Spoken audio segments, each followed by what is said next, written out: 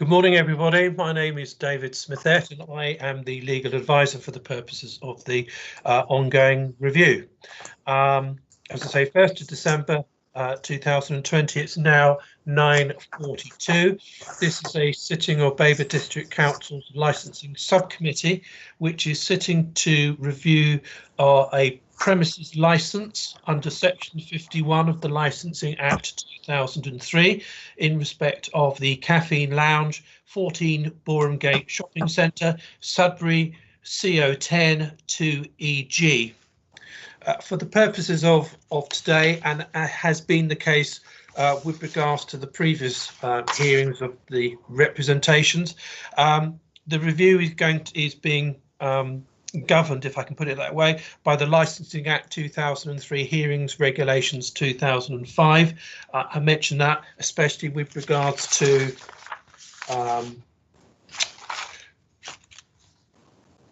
Rule 15, the right of attendance, assistance and representation, and Rule 16, representations and supporting information.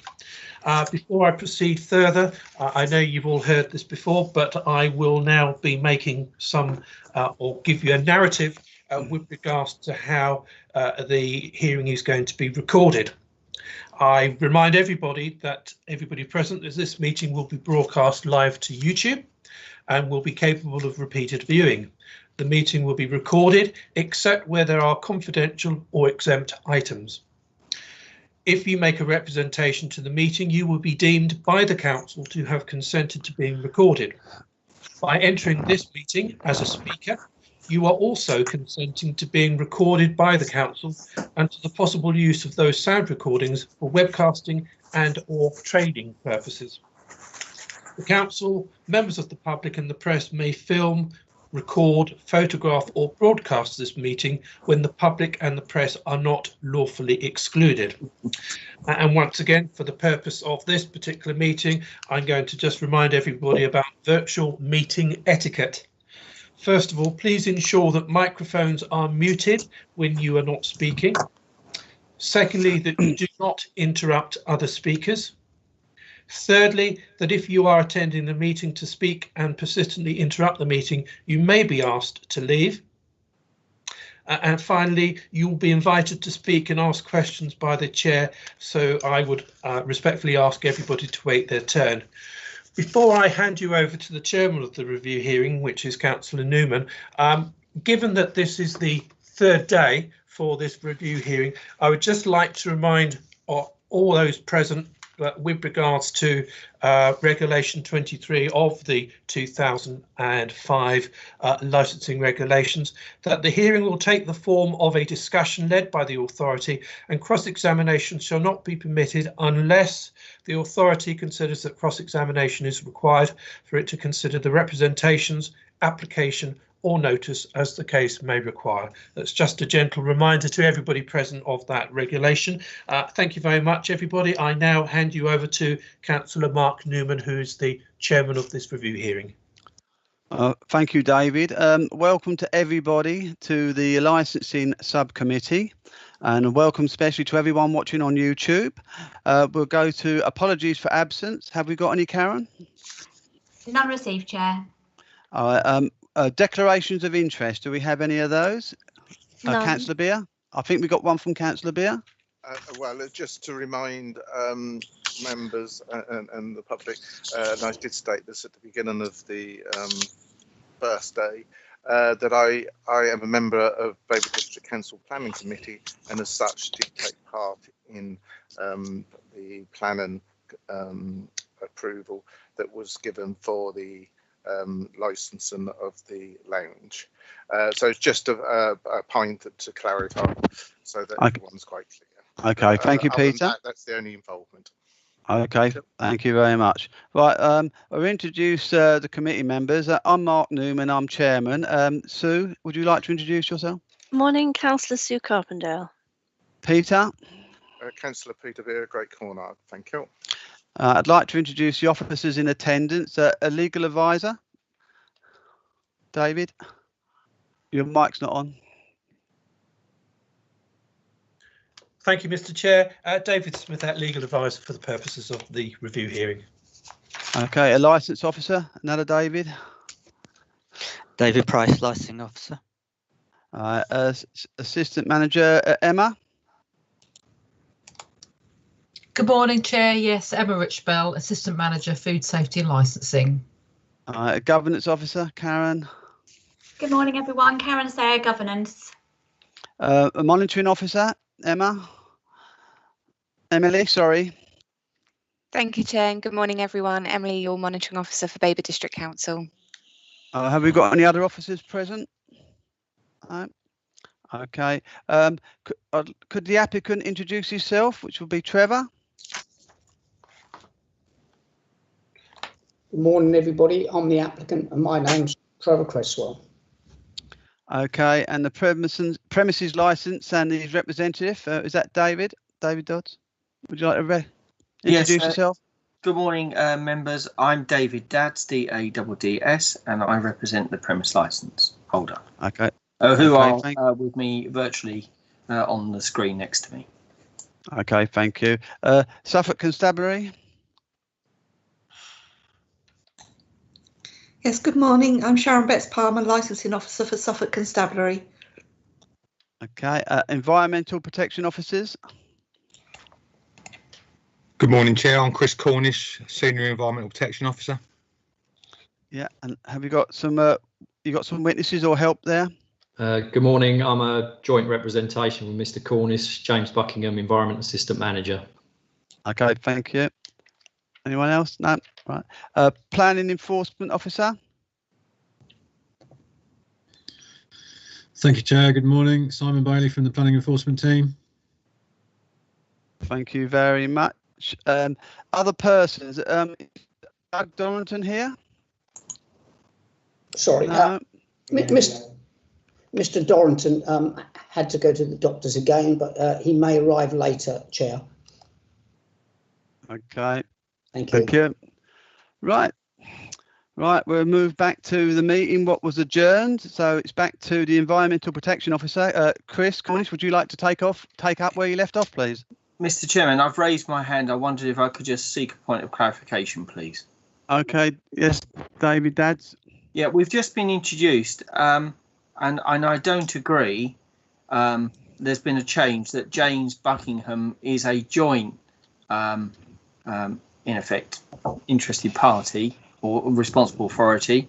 We agreed at the outset that Chris Cornish is the representative. He's made the representation. Him and I had an opportunity to speak, and we were told at the outset of this now 3 days that he would be calling someone I think called Les and James as witnesses should they be required to answer questions. There is no joint parties. We've heard now from Environment Health and it's going to questions. I believe James is here to answer any questions should the need arise. So I'm just clarifying what the status is of James, because I don't expect to hear from James another representation. All right, I'll go for legal, David. Well, perhaps Mr. Buckingham just confirmed that he's here to clarify or clarify any points or what his role is, please. Well, I defer to the legal advice. I mean, the representation that we submitted has always been a joint representation written jointly by myself and Chris. I've said this throughout the meeting. I don't know what was agreed between what Mr. Dadds says it was agreed. It's really a point of law, I would have thought, whether I'm entitled to make a representation or not. My understanding of the regulations, there's nothing. I've said right from day one that I'm a representative and I would like to give evidence. So it's really over to Mr. Smithert and I would have thought Mr. Price to make a decision on that based on the law and advise the committee. Thank you. Can I just clarify from licensing at the very start of this review, were any names provided and given to the subcommittee as to who will be making representations on behalf of environmental protection? Chair, all three names were given at the start when the representation was before the hearing. So James Buckingham, Les King and Chris Cornish were all given at the start of the A, at the start of the hearing, and B, when the attendance notice was provided. Okay, David Dadge, do you want to come back? Yes, Mr. Chairman. We can go back to the recording. We have it if need be. I was told that we had the 3 officers. We know that Chris Cornish is the lead member and he's made the representations. I asked what witnesses. You remember we had quite a lot of discussion about that. That we had not been notified. I've not received their written statements. So then they came together to say, well, we've co-written it. I then had a conversation with Mr. Cornish to agree what witnesses and who's being called. He said that he would have James and Les because they had done some observations and they have made contributions to the evidence, and they'll be there for answering questions. That was what was agreed, because I raised the issue about the witness statements and who'd signed it, whose was it. In relation to where we are, we've heard from Environmental Health. We're now to ask points of clarification and questions. James Buckingham doesn't get another opportunity to introduce new evidence unless he's asked questions. That is the position of law. There's no changing the positions on day 3, and I'm going to be quite firm about it. Mr. Chairman, as far as my note is concerned, we're still in the process of the representations being made by Mr. Cornish. He got to page 36 of the pack. With regards to the who was going to be speaking on behalf of the environmental protection, I think you've got the answer from Mr. Price. I think this is day 3. You may want to consider making some further progress with regards to today's hearing, please. Okay. David Daz, can we carry on?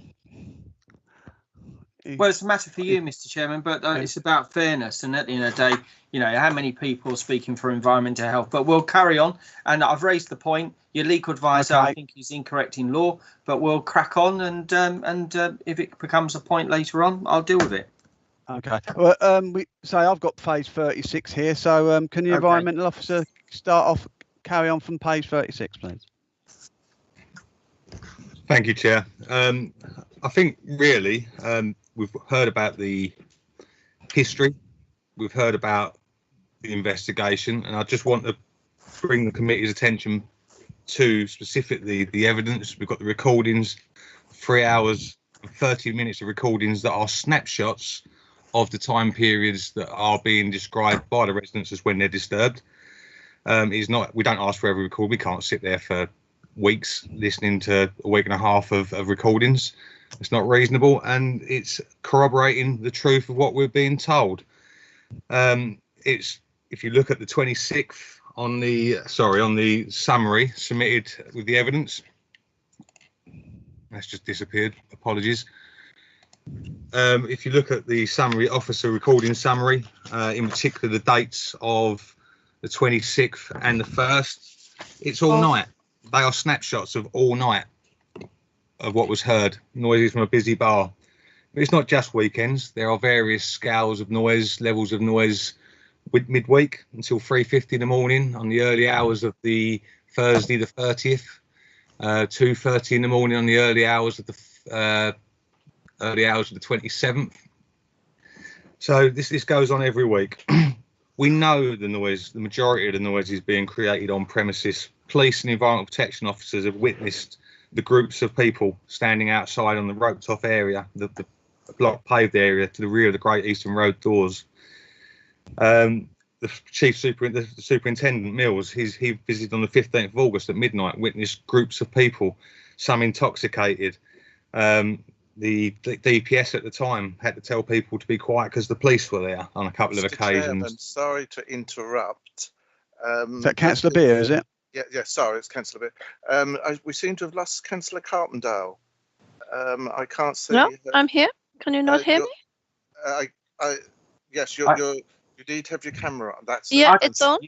I can see you. You're back now. On mine, but you're back on mine now. Thank you. Sorry, Thank you, Mr. Cornish. Carry on, No Mr. problem. Cornish. Thank you, Mr. Councillor Beer. Yeah, so the evidence that the police witnessing on various nights, ourselves witnessing on nights, the recordings all corroborate what the 6 residents, including the resident from Cornard Road, have reported. It corroborates the plausibility of what they're saying. They're staying open using their late hours, not on occasion, but regularly during the time of our monitoring in July and August. This is to show games, not host tournaments, but to show games on a TV, no different to a sports bar. For me, it's plain for the premises to see what's going on outside their back doors. Mr. Ward, during his discussion, the DPS, during his discussion with Superintendent Mills, was aware of keeping people quiet. Maybe they were unsuccessful, but that discussion has never been had. So they wasn't following their planning conditions, their license conditions, and noise management policy that they should already be doing, or they were unsuccessful in doing that. It wasn't possible in the way that that premises was being run at that time, in what the customers that they were attracting at that time. To put that into comparison, we had 2 similar complaints in Sudbury of similar noise out the front of premises, on the street, and in their outside areas. Neither of them complaints went past the first letter stage. In fact, one of those premises even went to the press to announce their strong measures of how they were going to deal with it. Both had a couple of complaints, not as many complaints as this property. This is what licensed premises do on a day in, day out basis. Mr. Cornish, sorry, Mr. Cornish, I think Mr. Dadds have got a point of order, or? Yes, Mr. Chairman, I have. I didn't interrupt when the officer started talking about the evidence of the police. He should be talking about his own representation and his own evidence, not summarising or interpreting other people's evidence. I didn't interrupt at that point, but I must interrupt at the point where he's talking about now 2 other premises, what happened to them, and what enforcement action, what stage. That's not in the papers. Can he stick to the representation that he's made? He's allowed to amplify it, but he's not allowed to add anything new, Mr. Chairman. It's not fair. He's in effect summarising and pulling in everyone else to try to bolster his own representation, which is weak. Okay. Mr. Cornish, can you stick? With all due respect, Chair, we're talking about standard industry practice. This isn't new or amplifying or ambushing anybody. This is what every licensed premises does. And in terms of the police evidence, we're in contact with the police. We meet on a monthly basis on the antisocial behaviour panel in Sudbury. We talk about areas, and on that point, I'll bring that up as well. Right? This Great Eastern Road never come up as an area where we were getting antisocial behaviour and noise disturbances prior to this premises opening. The evidence is all part of evidence that I hold. I had them discussions when we're trying to establish what's happening at a premises. We discuss with our partner agencies. We work in partnership. So it's not amplifying. This is all stuff that's been considered. I've included 2 statements as a snapshot in my the representation at environmental protection. And I'm not making a representation. It is environmental protection making a representation. We're a named entity in the Act and the guidance. Yes, but Mr. Chairman, I'm just saying it's not for individual officers to make representations. It's not the Health and Safety at Work Act where individual officers take action. It's the section that I am employed and authorised by. Mr. Chairman, I have no objection to the officer saying anything he wants, as long as it's within the representation he's made and which he can amplify, nothing new.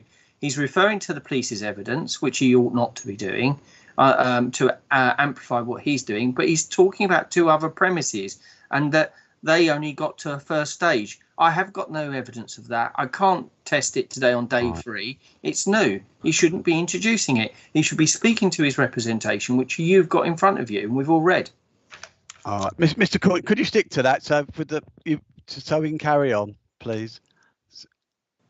Well, actually, I was literally in the last couple of sentences. So okay. As I've now lost that train of thought, we'll give it up as the further interruptions carry on. All right. Thank you very much for your report. Right. Well, now we will move. Thank you. Thanks very much. We'll now move to questions. And David Dadds, would you like to start your questioning? Yes, Mr. Chairman, can I just raise a point? I was under the impression that last time we left, we finished Chris Cornish. There was no further representation. He had come to an end. He said that he had finished, and I made a note he had finished. And obviously, he's just literally gone on for 5 minutes to you, summarising the police's evidence, other people's evidence, other residents, trying to bring in other things. And quite frankly, it's unfair. I will go now to questions, but I'm just raising the point that this officer has acted unfairly this morning, and we are prejudiced by that, and I'm going to have to deal with that later on in my closing. But we've got a statutory process and procedure to be fair, and I didn't expect this morning to come up and hear again. We've not heard. I don't expect to hear from anyone else now from Environment Health. That's it. Is he calling any witnesses? If he's not calling any witnesses and he agreed that he wouldn't, but they would be there for questions, then I know what I'm doing, because I don't know how many other people are going to speak for Environmental Health. David, I think we did get to pay. I checked this morning before the meeting with officers, and they said that the meeting wasn't concluded totally. So all right, that's why well, I'll accept what you say, Mr. Chairman. Yeah. And you're quite now that you can ask questions. And you can ask the witnesses questions. Okay, so go ahead. I'm most grateful. Thank you very much. Mr. Cornish wants to come back. Mr. Cornish. Yeah, I've just got to object to that objection. Really, I haven't discussed the police's evidence in detail. I referenced something that Superintendent Mills said in brief. The rest of it is in my evidence. Okay. Thank you. Mr. Chairman, I think Mr. Dadds has made a point. Well made. We're now in a situation of asking questions. He's made his observations. If you'd like to move on to questions from initially Mr. Dadds. Yes, please. Okay. So Mr. Chairman, through you, can I just ask Les King quickly a question, because he sets up the equipment. So, Mr. King. Yes. Hello there. Hello. So, good morning. I understand that you set up the monitoring equipment. Is that right? No. You don't, no? No, I didn't set that out. That was Chris Cornish. Okay. And have you ever set the machines out? For this case or for ordinary cases? No, for this case, sir. Not for this case, no. No. Okay. And in relation to being in the premises 20C or 18, have you been in either of those premises? Yes, I have. Both. You've been in both? Okay. And in relation to Councillor Cresswell, or Mr. Cresswell, he in evidence said that he's never had an officer into his premises. You may have heard that earlier on. In relation to his premises, have you made any notes and have you served that as evidence at all? I have made notes that has been submitted in. Whether you've got a copy or not, I suspect not. Okay, so what was that? What was that? Those notes? What was when did you go to that premises to observe, please? If you're happy, then I'll read it through. No, I just want to know when you went there, please. I went there on Friday, 24th of July, 2020. And what time until when, please? I went there at 8:10 p.m. and I left there at 1:15 p.m. Not purely in those premises, but in the general area of the caffeine lounge. Okay. And you made a statement in relation and kept your notes of your visits, yes? Yes, I did. I keep a pocketbook. Okay. And you've got the agenda in front of you, yes? No, I haven't. No. All right. Have you seen the agenda for today's hearing or the hearing? I believe I have a copy in my emails, but I haven't got it in front of me now. Okay, but your statement doesn't appear in your notes. Don't appear in this in this pack. No. Not to my knowledge. No. No. The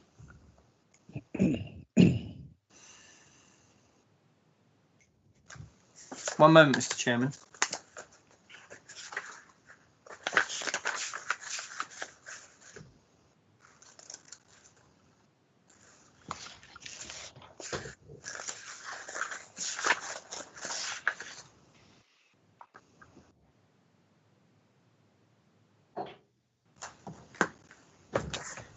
Are you the officer that that makes reference to, I'll just read it out. It says noise levels increase after midnight. Before midnight, there were still occasional shouts, raised voices that could clearly be audible through an open window.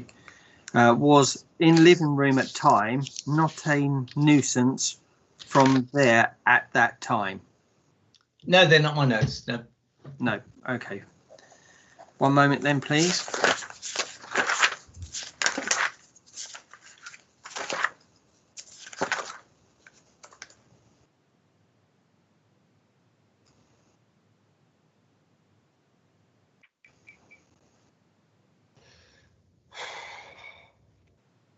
So on the 25th, there's a note, and I think Mr. Cornish has said that you were there. It says at midnight there were approximately 6 people outside, near Caffeine Lounge, inside a roped area. Noise was good-natured, but likely to be audible within nearby bedrooms. Is that your comment? No, but mine would be similar to that. Not your comment. No. Okay. Well, as I've not had any statements or any information from you, I don't have any further questions for you. Could I just now, Mr. Chairman, ask Chris Cornish some questions, please? Yep, go ahead. Thank you. Mr. Cornish, I've got in evidence that there were 3 times the equipment was put into Mr. Doug's premises, Dorrington. I've only got recordings of 2. Has there been 2 or 3? Because there seems to be an inconsistency. There's been 3 deployments. The first deployment was in January, and it was specifically in relation to a request to prove that noise from a machine believed to be a hand dryer and the audible bass beat, contrary to what we'd expect with the sound insulation works. This was related to planning. That was the primary reason for putting the first out. The second and third deployments were due to the ongoing complaints of that nature, plus an increase in suggestion of outdoor noise from people. So the first set of recordings have not been made available to the committee? No, because they don't relate to people noise. They relate to machinery noise and bass beat, and we discussed that with the licence holder on the premises on the 4th of February. Right, thank you. In relation to Mr. Cornish, Cresswell's premises, you've not provided any noise observations from within that premises, have you? Only a brief summary of observation. We were asked to answer some questions while deploying equipment and observing in the area. It was known we were out that night. So we entered the premises and had a discussion about what was occurring before we left to make other observations around the premises and in the town. Yeah. If you can just try to be a bit more specific for me, officer, it would be very helpful. In relation to Mr. Cresswell, there hasn't been any monitoring inside that premises, has there? No specific targeted monitoring, no.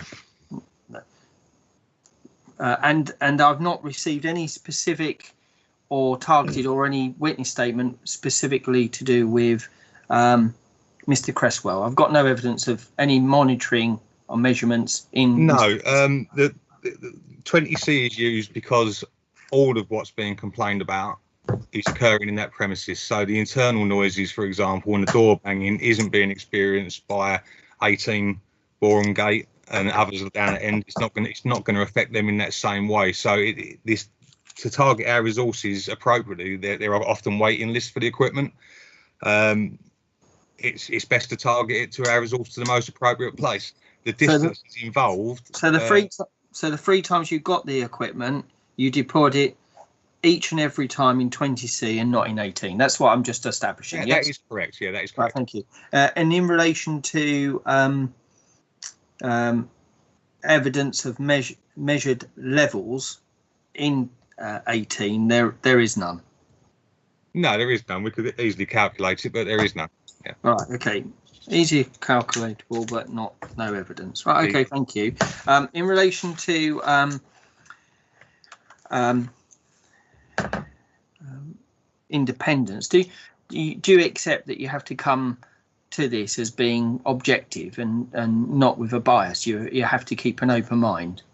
Well, I've been doing this for 20 years, and every case I've ever done has been done without bias in a professional and independent way. Right. Okay.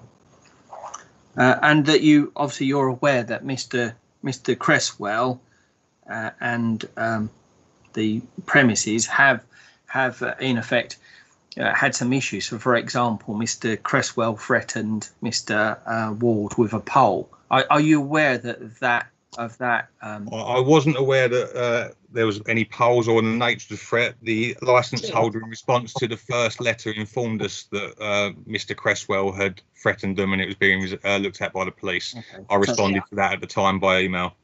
Chair, can I just let Mr. Cresswell come in here? Mr. Cresswell, what? Thank you, Chair. I totally object to what Mr. Dadd said. Mr. Dadd's words of using a pole are totally incorrect. I will explain for 2 minutes what happened that day, and it certainly didn't involve an offensive weapon, a pole, as you were saying. Mr. Chairman, I'm asking questions of Mr. Cornish. Mr. Cresswell will come back later. Yeah. Do you want to come back? Do you want to come back next? Well, I'll let you have a chance after Mr. Dadd has done it. An absolute slur and completely untrue. Thank you. All right. Thank you.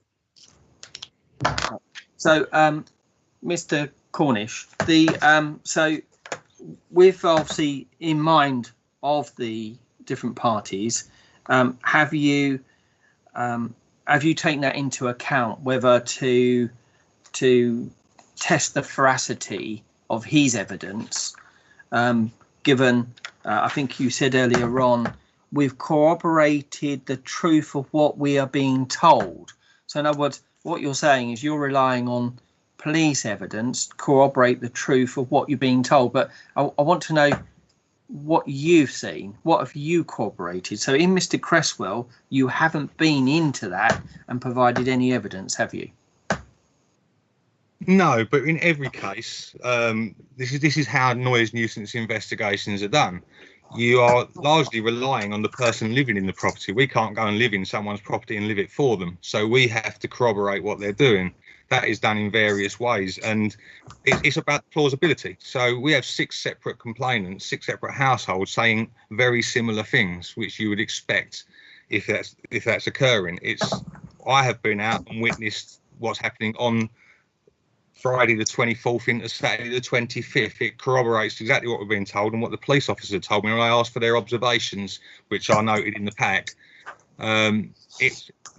It's simply establishing that there is noise occurring in that premises with people socialising outside the back door. Yes, and that all corroborates that. Now, in many cases, we get told, for example, to put it into a really simple term, a dog is barking all day, every day. If we go out and the dog isn't barking, it's not barking all day, every day. We then have to drill down into that evidence and find out what the fact of it is.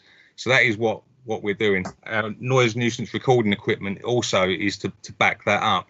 You won't record. I mean, we put this stuff out all the time, and many times you get very little back compared to what you've been told. That then doesn't corroborate the residents' evidence. A dog barking. How do we know a recording of a dog barking is from number 38 and not number 40? Can we leave the dog barking aside? They're all things that we go and check. Back to this. Okay. Yes, but that's how we get evidence. Mr. Chairman, you stop him, please. Yeah. Okay, Mr. David Dodds. Dad's carry on. Mr. Chairman, I was asking a question particularly about how you cooperate, and obviously the officer's going. Obviously, you can listen to the answers given and whether they're going off tangent. But I'll try to interject. Can we go back, please, in relation to recording? We've heard from Mr. Cresswell that he provided you with recording sheets. You've not provided that evidence, have you? And not in this case at the moment, no. No. Okay. In relation to a graduated approach to dealing with issues arising, can you tell me, please, or tell me in the pack, where is the letters from January, February, March, April, May, June, July, August, where that you identify with the premises that there's been specific complaints and asking them to come in and address those complaints with you that are pre the review application. So anything prior to August, please. Any letters? The specific emails weren't put in as a large pack as if we were taking a prosecution.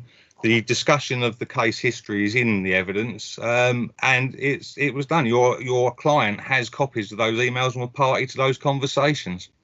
So in relation to a graduated approach, sitting down and developing an action plan, right, okay, so for example, there was the issue with the hand dryers, that was resolved. There's a noise limiting device. Obviously, you've not asked, you didn't write to readjust that in any way, I understand, is that right? I shouldn't have needed to. I was told on the 4th that it was only being controlled by Mr. Ward, and it will be left how it was when we left the premises. Okay. In terms of action plans, I mean, it's not for environmental protection to go and sort it out for them. They're aware of the issues, they have industry guidance, and they're meant to follow it.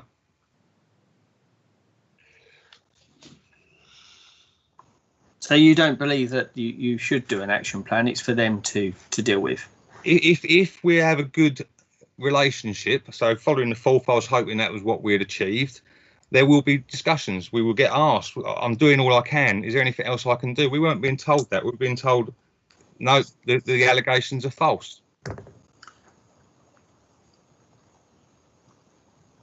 So you agree there's no action plan?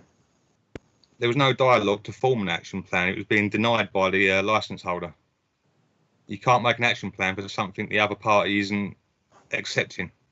Okay, but for example, just an example, the logs from Councillor Cornish that he completed, sent to you, which you have not served, you could have summarised some of those incidents or logs without identifying the individual and sent that to the premises and say, look, we've got this issue from outside, for example, people sitting on the wall or someone in the smoking area. Right. This has occurred at this date and time. Did you do that at all?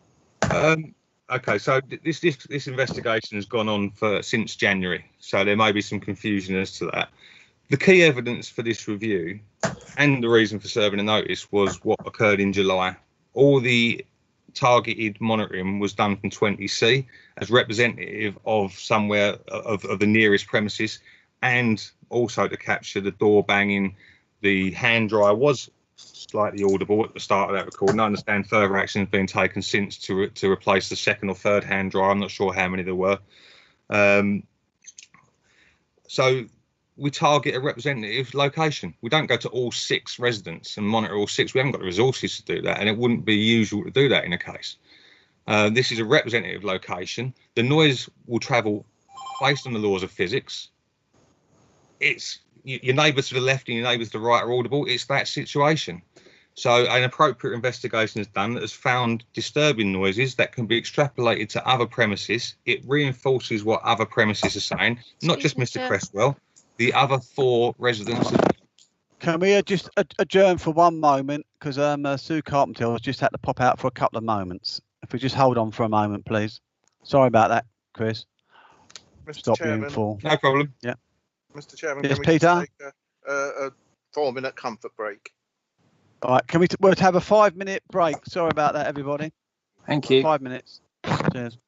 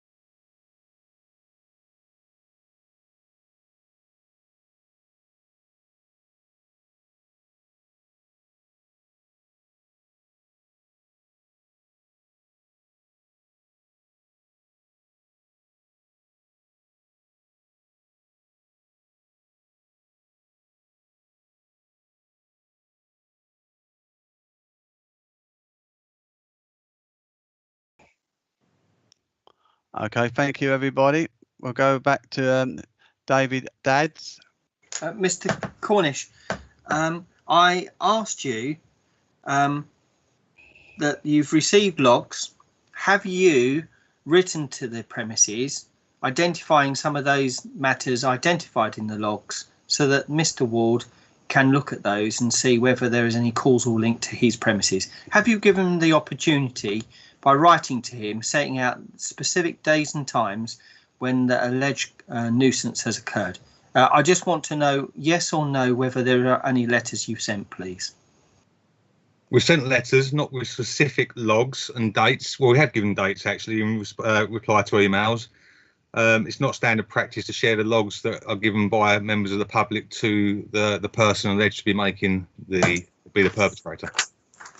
Well, I didn't ask whether you have given the log, so I wouldn't expect that. But for example, have you got any letters in your pack showing that you've written to them, say, on a Friday night at a given time, say 1:30, there was a noise disturbance, and we'd like you to look at your information, or do you have any comments? Have you any letters like that to Mr. Ward saying, here's the specific date and time of an alleged matter arising that we would like you to comment on? Have you done that at all? There has been an email with a specific event, yes. Just one. It's not in the pack, though. Not in the pack. But how many times have you done that? With specific events? It's been on 2 occasions, I believe. Okay. But the general nature of complaints just requires them to look out the door and make sure it doesn't happen again. Well, as you say, you're being objective. If you're being objective and you're not there to see it, you obviously have to gather the evidence from both parties, don't you? Yes. So on 2 occasions, and did they respond on those 2 occasions to you with any answers? Initially, they didn't find one of the incidents being talked about, probably looking on the wrong day because of the transfer into the following day when you go past midnight. It was an altercation, and the response was, well, we stopped a crime and disorder issue. Sort of ignored the fact that there was noise generated by it. But they're in fact saying it's not a causal link. It's something not to do with their premises. No, they dealt with someone that was misbehaving, and it caused noise and argument in the precinct, and it was witnessed by members of the town council, community wardens. Okay, this was notified to the applicant. And when was this, please? This was in January. In January. Okay, and the other occasion? And I believe a similar set of incidents in March. It was specific questions about antisocial behaviour, really. Okay. Yes. But since March, there's been no other letters of a similar kind like that. They were notified on the 4th of August that we were investigating allegations of regular disturbance by noise from people at the premises, outside the premises, as well as other internal noises that were alleged to be continuing. Yes.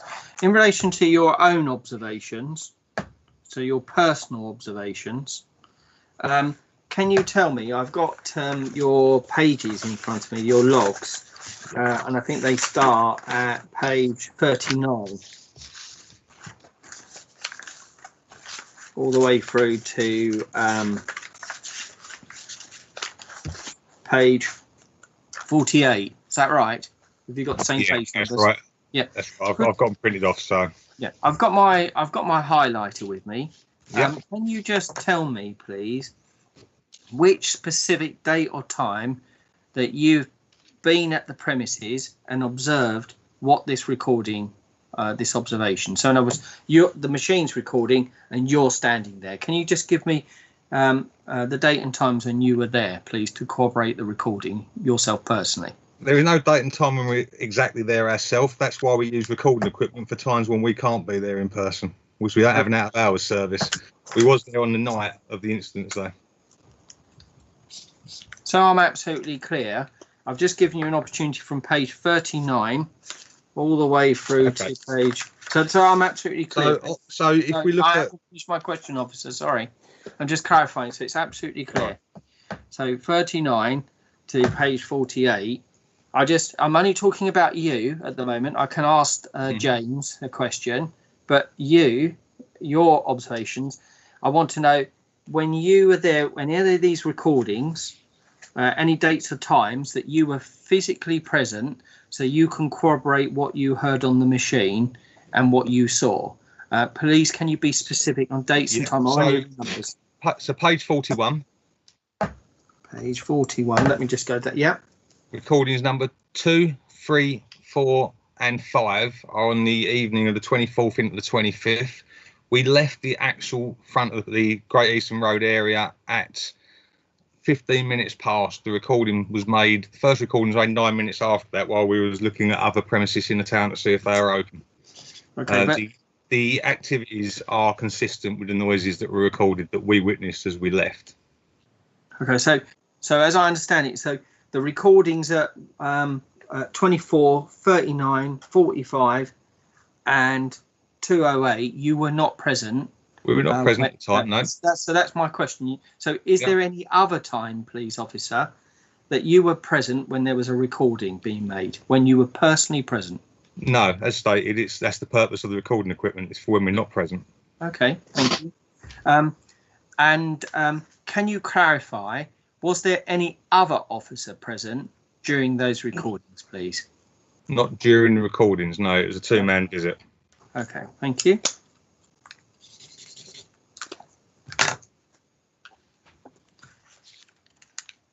Now, when you installed the equipment, you said you spoke to Mr. Cresswell about it. So he was aware of the recordings, yes? That's correct. We were asked to go and visit him by Mr. Dorrington. Yeah. And Mr. Dorrington was obviously aware of the installation of the equipment, yes? He was operating the equipment, yes. Yeah, okay. Now, in relation to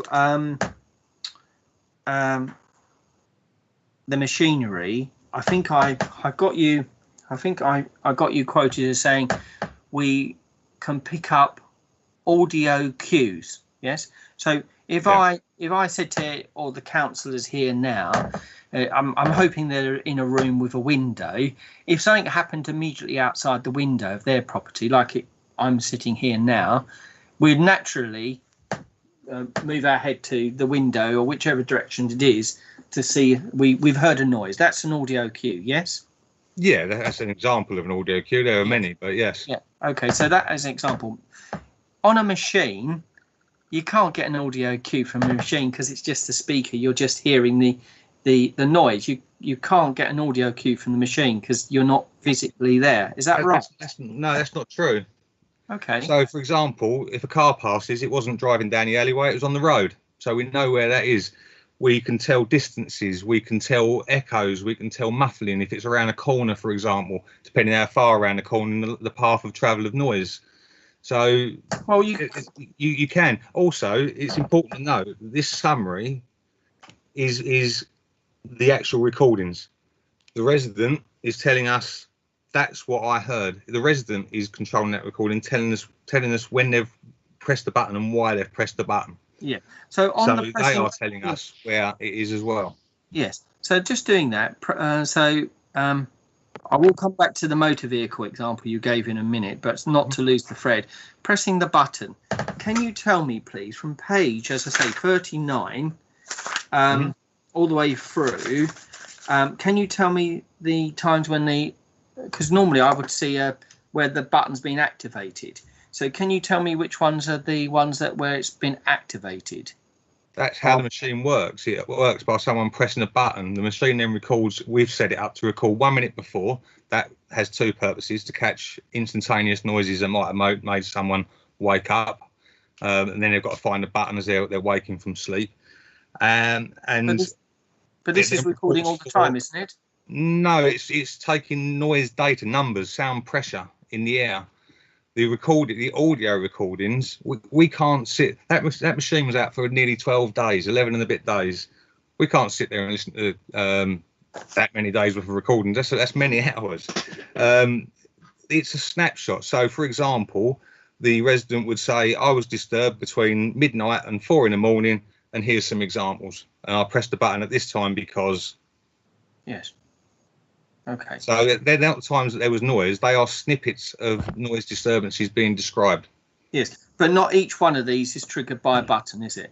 Yes, it is. Yes. Oh, you're saying it's triggered by a button? Absolutely, yeah. And it's set up to record 5 minutes with a 1 minute pre-trigger. Oh, That also catches people trying to catch people out as well. So, you know, you might get a resident that's playing his own music in the house, and you can tell that the clarity of the recording can often tell you that actually that's coming from the same room, not through a party wall, for example. Yeah.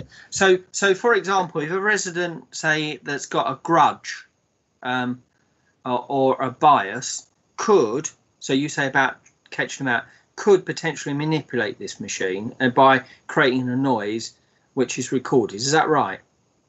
Yeah, it could do. I mean, I'm not sure that someone would be able to get 20 people to come and stand out their window for 4 hours, but yeah. Well, no, I just asked you to answer the question, officer, not to give an example of 4 hours, 20 people. No one suggested that anywhere. Is there anywhere that someone's sitting out for 4 hours, 20 people on this machine?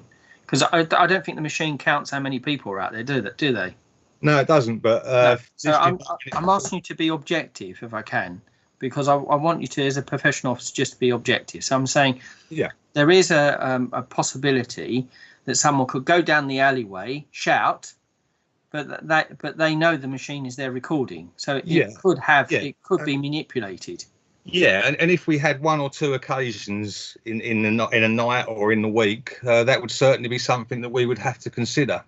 In this case, I think the evidence is implausible that someone's recreated all of that over 3 hours and 30 odd minutes of recordings. That depends on motive, but it's not impossible, is it? It's a possibility.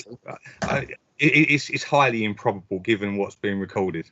It's highly improbable. It also corroborates that there are groups of people. You can clearly tell there's groups of people in close proximity to the microphone. You know, you say we can't tell. You know, we know how loud people talk roughly, and we know how noise behaves over distance. It's standard inverse square law physics. Right. So in relation to your own observations of the premises, so now moving on for a moment, your observations, can you tell me the actual noise measurements that you've taken when you've been there in person? Have you got any evidence of that? Where will I find that? Well, firstly, noise numbers aren't the main drive of what determines a nuisance from this type of activity. It's the nature of the noise, and is it likely to wake someone up? So no, I haven't been there and noise survey. That's why we used a remote noise nuisance recording equipment that's deployed all around the country, because the councils don't have out-of-hours services now. I think we're down to less than 100 nationwide now. How many times have you been on a Friday or Saturday night to make a personal observation? Once, on the Friday the 24th into the Saturday the 25th. All right. And in the evidence, there's a summary of mine and Les King's observations. Yes, that's what I read out, wasn't it? Yeah. Yeah, and I think that's where I thought it was Les King. We had a conversation. Les King's evidence is summarised in that. It says the Environmental Protection Officers is a summary, not a verbatim contemporaneous note. Okay. So you've done one. And Les King, how many times has he been? Just once, the same time as you, yeah? Correct, yeah. We don't have an out-of-hours service, so 11 o'clock till 4 in the morning isn't a shift that we run. Okay, and James Buckingham has he been there? Or only during the day, I believe.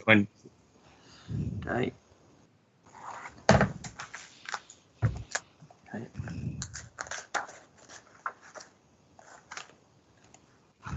One moment, please, Mr. Chairman.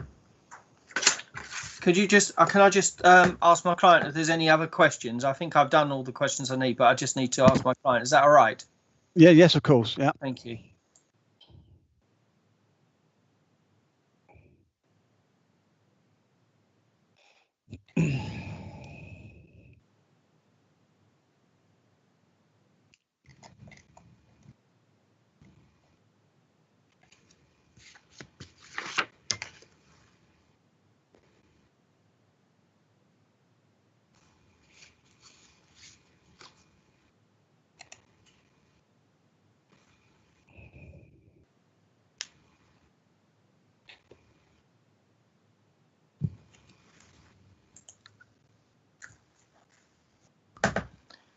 Mr. Chairman, just one final question, Mr. Cornish. This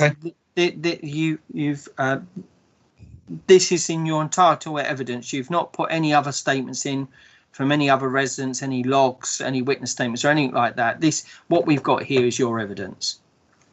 That's our reason for making representation. Yes. Yes, and Mr. Chairman, I have no further questions.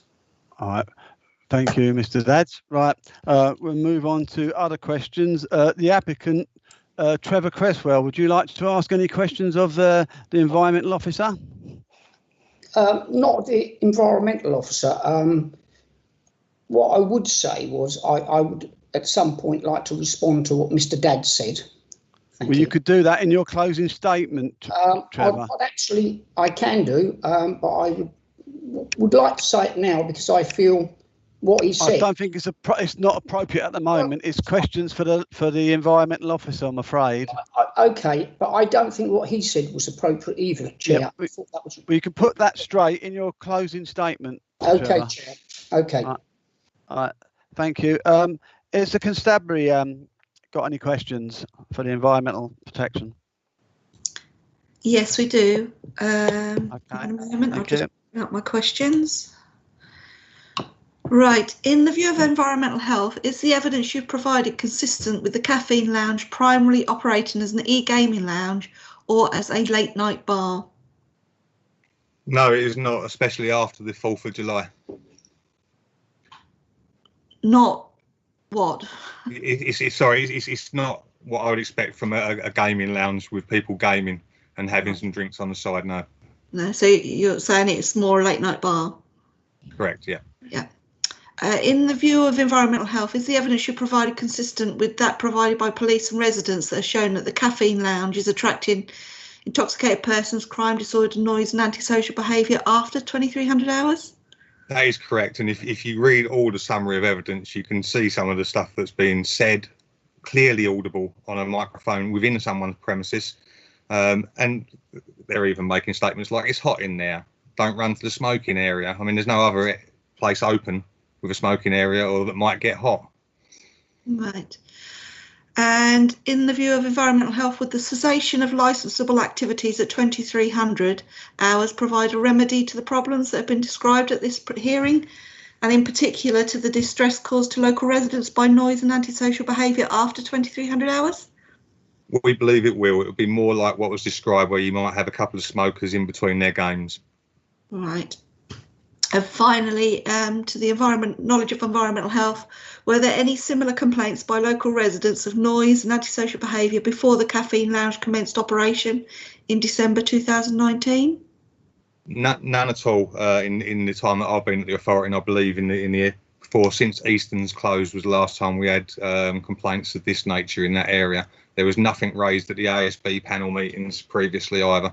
Places like Bellevue Park, for example, have come up in the past as hotspot areas where you might get antisocial behaviour in the street or public spaces.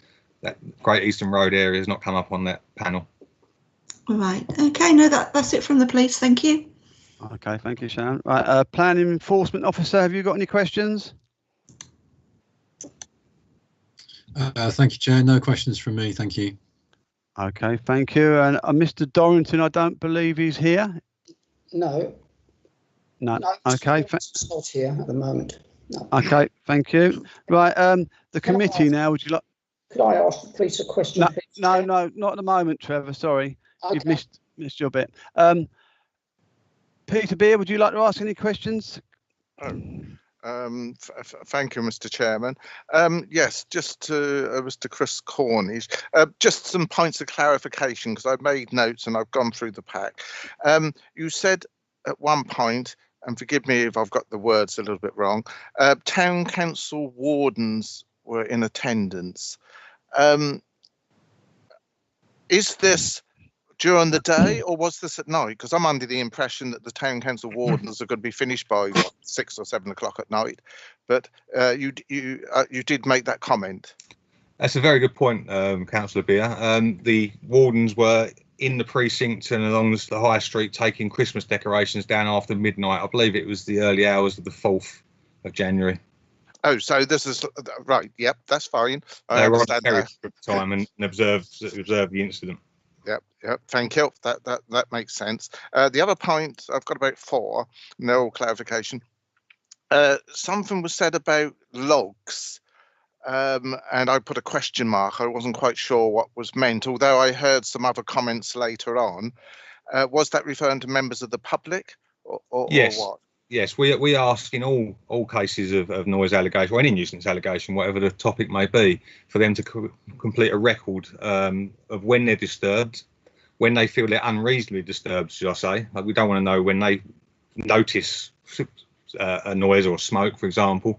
So we need to get a view on how regularly something's occurring, how long it's going on for, the times of day, for example, that we can then go and corroborate what it is. And it also forms a picture of nuisance. A nuisance isn't just about how loud something is. It's a consideration of how loud, the time of day, the character and nature of a noise, the duration it goes on for, how frequently it recurs, for example. Thank you. And a couple of more. Also, you said something about reporting sheets, or it might have been something that Mr. Dad's put to you about reporting sheets. And I think I took something here, no reporting sheets. What was that in reference to, or what does that mean? What are reporting sheets? Our log sheets are described by many different people in different ways. I think Mr. Dads was referring to the diary record sheets, is what I call them. But they're called nuisance logs, records, and all sorts of things, really. Right. And my last one is something Les King I've got here. Notes not in the pack. Somebody referred to that, which I think was Mr. Dad's. I could be wrong there, but I think it was him that said that. But then later on, you've said you read out part of a statement that is in this package, which you then said was Mr. Les King's comments. Is that correct? There was a lot of question saying that these notes weren't in there, and now you've said that something was read out, and you've said that this was Les King's comments. Well, on page 5, there is a description of what Environmental Protection Officers witnessed. That was what I and Les King witnessed. That's taken from our joint observations, really. They're not the specific individual witness statement of each officer, because there will be some differences. For example, Mr. King went to the back of the premises and walked down the alleyway, while I stayed at the roundabout observing activities there. So what was read out are not the notes that were not in the pack. That's what I can't understand. There was a statement made that the notes were not in the pack, and yet you've said that this is what Les King, and you read it out. Yeah, there's 4 paragraphs that I've put as a summary of our visit. So the verbatim, each separate person's observations weren't put in there as separate individuals. It was a summary. The understanding I've been given in previous training and experience, this is an open discussion, and we're not normally required to put in a 200 odd page case file with every shred of emails, letters, record sheets. This is a licence hearing, not a court of law. Yeah, lovely. Thank you very much, Mr. Cornish. That's very helpful. Okay, Peter, thank you. Sue? Yes, Carpendale. thank you, Chair. If you could just help me with reminders or clarification. What would you regard, you sort of touched on this just now, as unreasonable disturbances to residents from noise? This refers to the 3rd paragraph on page 33 of our pack. Yes, unreasonable disturbance of noise is anything that would materially interfere with someone's normal use of their property. So in this particular case, it is all about what would wake the average person up. Okay, thank you. When all of this was coming forward, either planning or licensing, were there any conditions that you proposed, any particular concerns that you raised? Yeah, I raised the potential concerns. There were four points of concern that I raised, but noise from people outside, smoking was one of them, and noise from access and egress was another at both committees. Condition specifically rating to people noise on the planning application was not to use their doors into the precinct after 11 o'clock at night to allow people in. We felt that would stop passerbys coming in through the roller shutter doors, for example, and also stop people accessing and egressing that way into an echoey precinct that's surrounded by residents. It would then take it more onto the street and more manageable in the way they were describing the premises used. In addition, the noise management policy was also required by planning and by condition on the licence.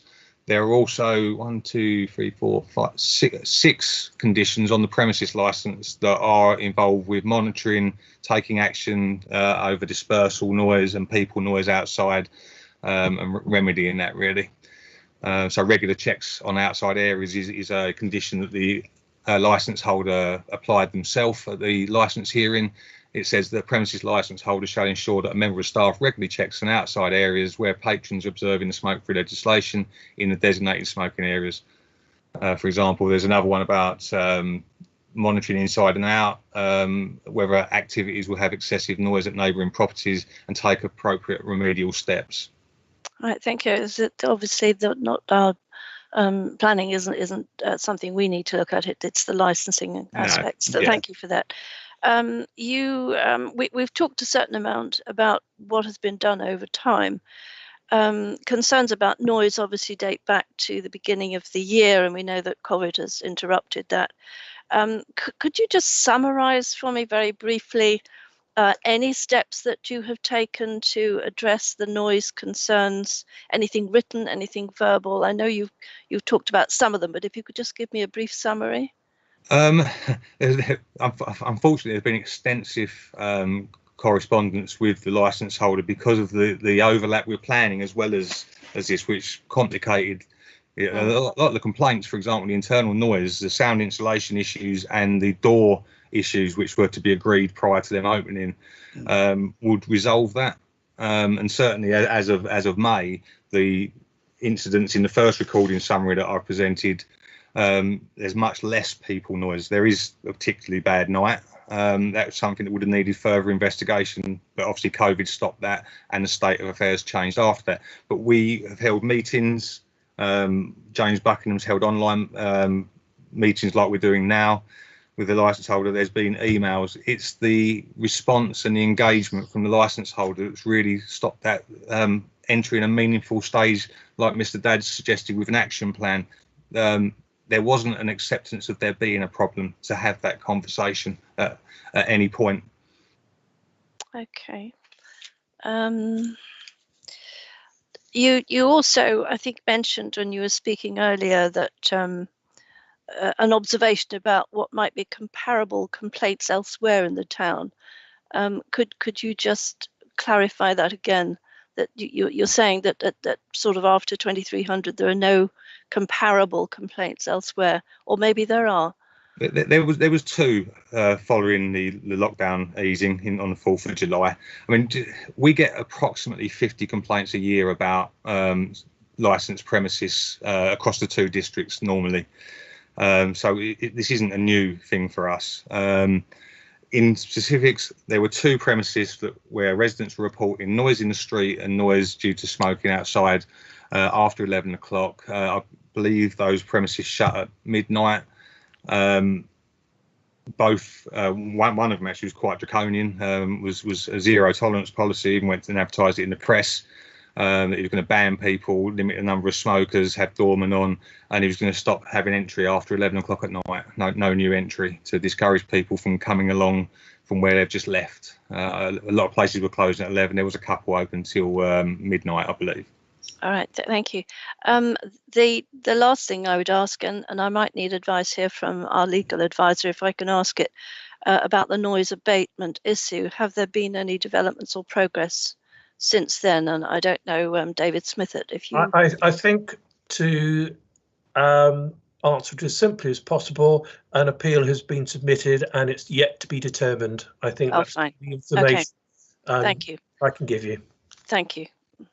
Right, Thank you. Those are my questions. Thank you. David Price, have you got any points of clarification? Chair, I have none, but do you have any questions, Chair, as you're missing yourself out? Yeah, not at the moment. I've been people have been asking my questions and I've been listening. So no, not at the moment.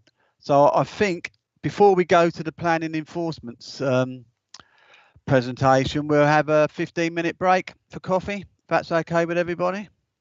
Okay, thank you. Yep. So Thank we'll you. meet back at 11:15.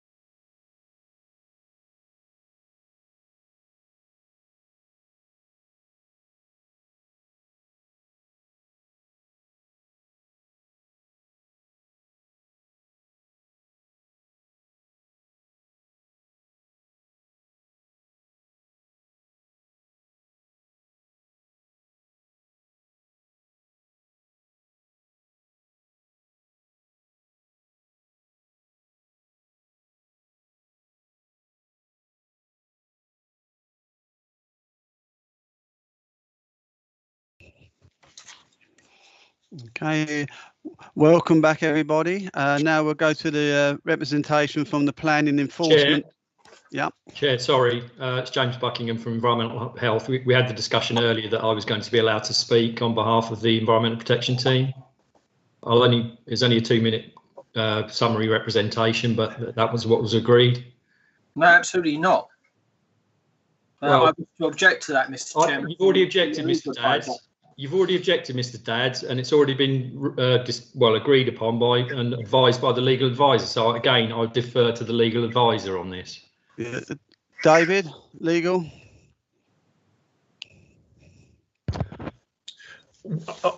What points are these points in clarification, Mr. Buckingham? Yeah, it might help the committee. They are certainly amplification of the representation we've submitted. They are not issues that have, I won't say they haven't been raised by Mr.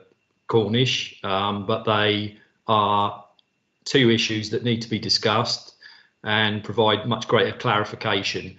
I'm not saying that they don't overlap with something that Mr. Cornish may have said in passing, but they are separate issues that he has raised. Yes, I can tell you what the 2 issues are if you would like. Mr. Chairman, I'd like to raise an objection, and if I could make a legal submission. Okay, yeah. Well, firstly, the representation that we've heard from Environmental was there. It's in the pack. It's not by. Could you put it on pause, please, whoever that is?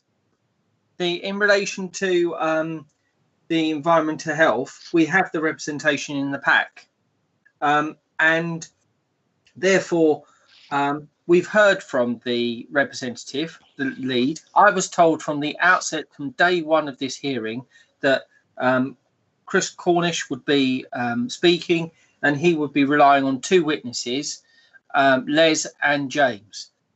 And there is only you can't have 2 it's like having 2 separate representations from different police officers.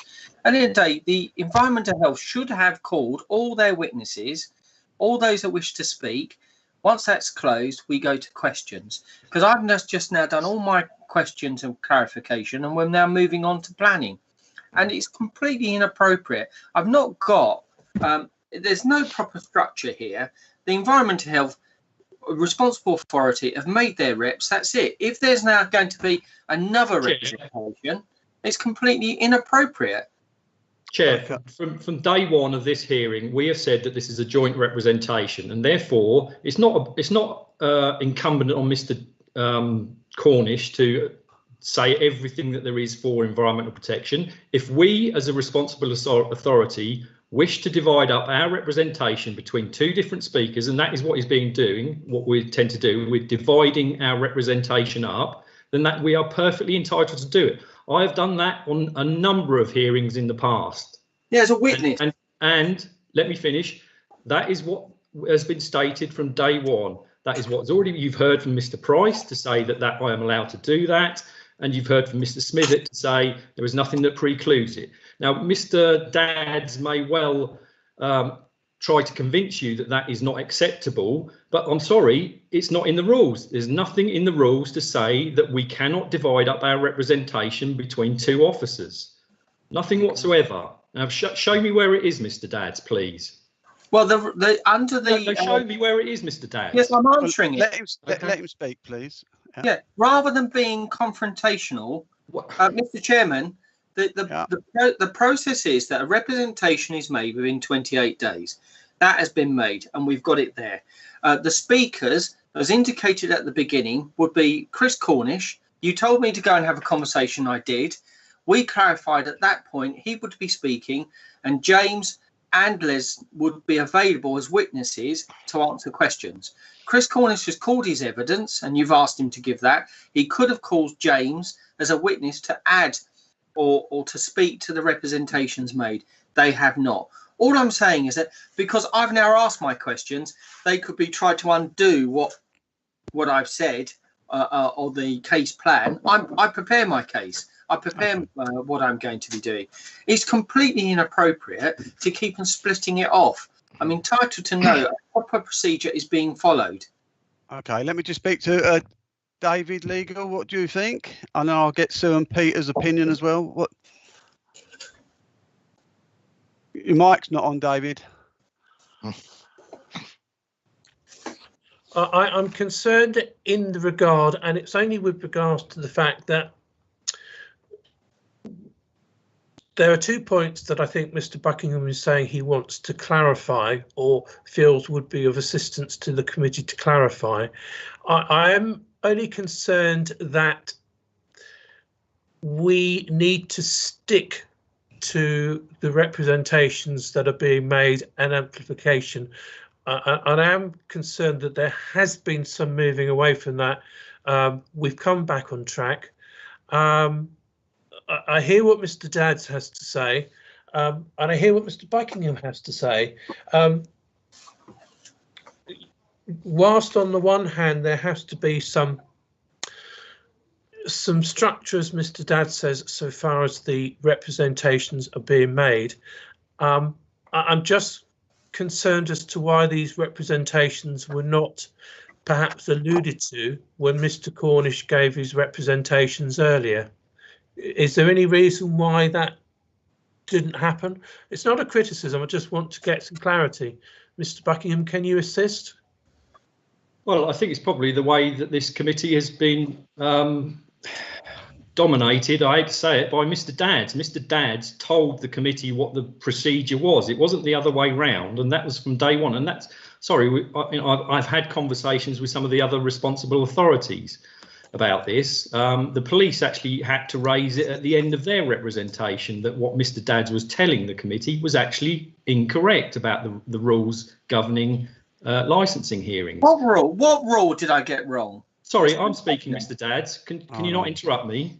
Thank you. Well, I've got one thing I've got to say. Hold on, Mr. Dadds. I've got to disagree that Mr. Dadds has been running the meeting. We've been running the meeting. You've come in after we've done all the questions, and then you want to say a few things. It's, well, you know, it's clearly in our representation. We are listed as 3 parties to the representation: myself, Mr. Cornish, Mr. King. We are 3. We are represented. I'm a bit confused as to why we're actually having this discussion, because, you know, we had it at the very start of this meeting at about 9:30, and at that point you've come back with this after we've all done the questions, and then we were just about to go to planning, and now you want to go back to environment. Sorry, I don't want to be confrontational, but my understanding, and we can rerun it's on video, we can rerun it, but at that point I thought Mr. Smithert had gave his guidance that I would be allowed to speak. Now, because that guidance was given, Mr. Cornish has not given some of the evidence. We prepared our case. We prepared what we were going to do prior to this meeting today, and we agreed Mr. Cornish would deliver certain things. If I was to be allowed to speak, Mr. Cornish would not deliver certain other things, and I would say them.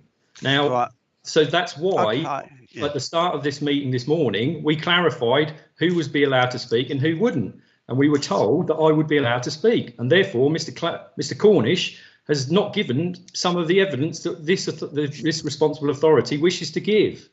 Okay, what I'm going to do is ask Peter and then Sue what they think, and then go back to legal. Peter Beer, what do you think? You're a committee member. Thank you, Mr. Chairman. Well, first of all, I don't consider that Mr. Dadds has been running this meeting. I think, Mr. Chairman, it's a difficult meeting, and I think you're certainly running it. I am concerned that this has come in at this stage, and I'm just wearing perhaps a planning hat here.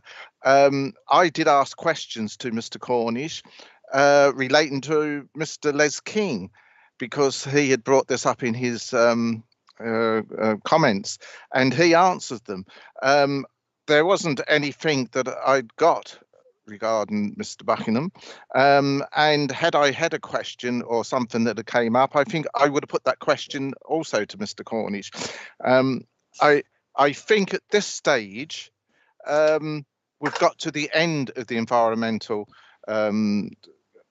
people's submission, and I feel that great respect to Mr. Buckingham, it should have been included. It should have been in the packs and things like that. And we are where we are, and I think we should move on to the next part, which I think is the plan and enforcement, Mr. Thank you, Mr. Beer. Sue Compton, what do you think? Do you agree with Mr. Beer?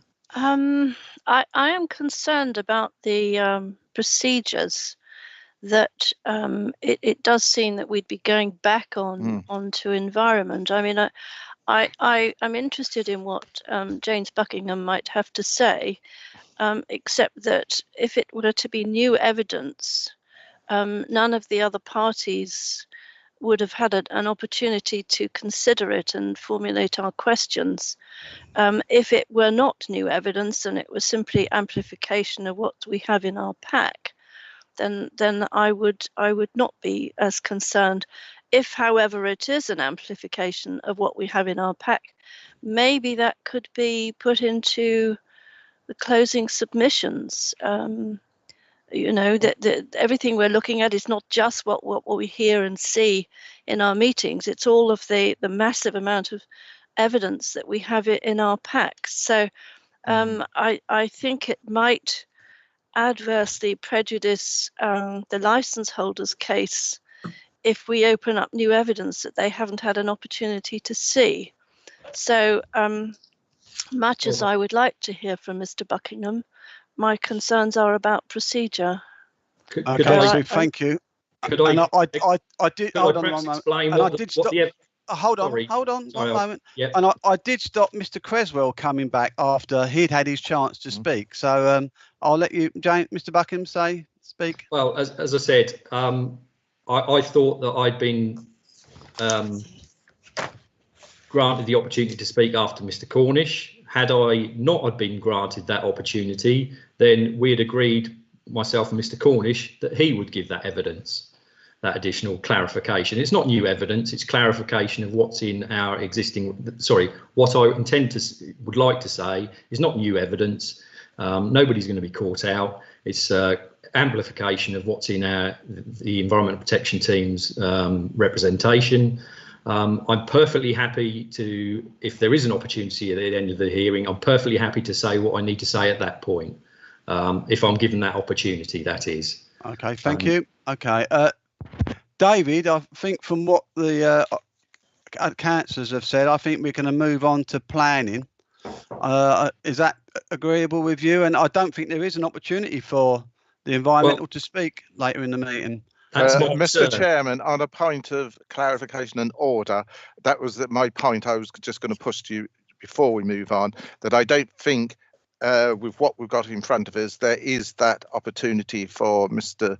Buckingham to come back in. But I think, I assume that they're all going to have their summing up, so perhaps Mr. Cornish can work it in there. I don't know. Well, no, they're not doing the summing up. It's only the applicant, the licensee, and our officer. Right, so but then I think we stick to those rules. Thank you. Okay.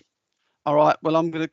Sorry, Mr. Buckingham. Well, what I would say then is some of as a responsible authority, you are not going to get to hear some of our representation. And I would like that noted.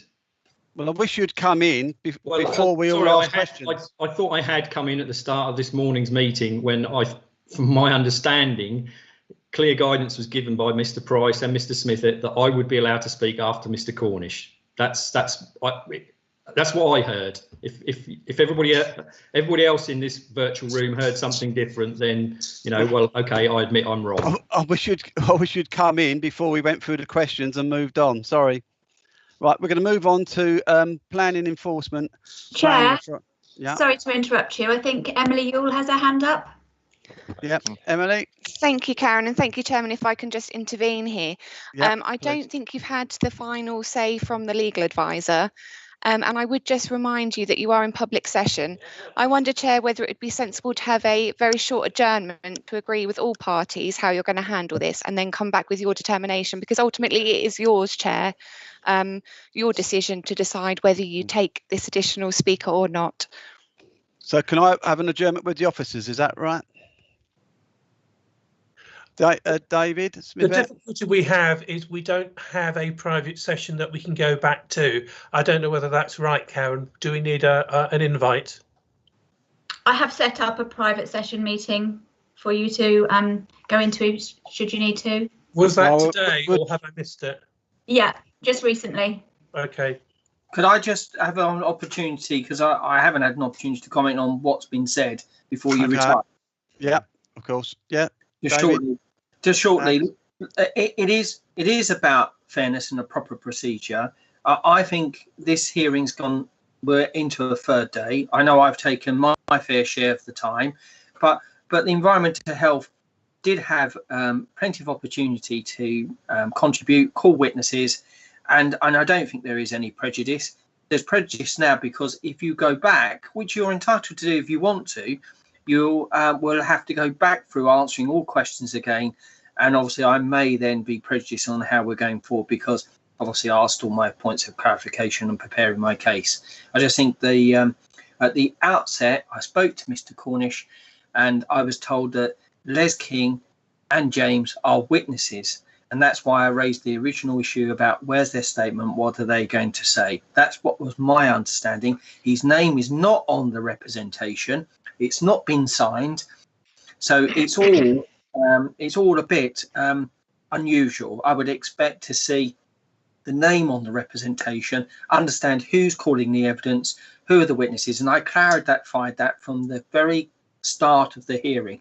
I was told that Chris Cornish was going to be the lead and he would call the witnesses or have the witnesses available for questioning. And if that is changing, I think that would be unfair now at this stage of the process. Okay. Well, the councillors, yes. Mr. Cornish has his hand raised, Chair. I don't know if he wishes to help us. Mr. Cornish, do you have a comment? Yes, Chair, just very brief. A form was submitted on the 25th of September stating that Les King and James Buckingham would want to speak. I did have the agreement. I understand Mr. Dadds wasn't aware of that, and that's why for expedience, I agreed that we'll skip that part.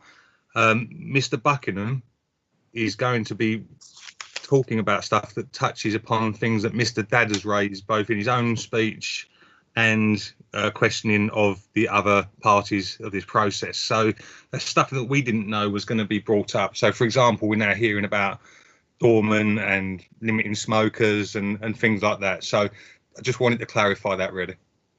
All right. Well, we'll go into a 10-minute recess with legal and the councillors. Is that agreed, everyone? So we'll be back at 11:45. No, that's more. It's what? Yeah, 11:45. Yeah.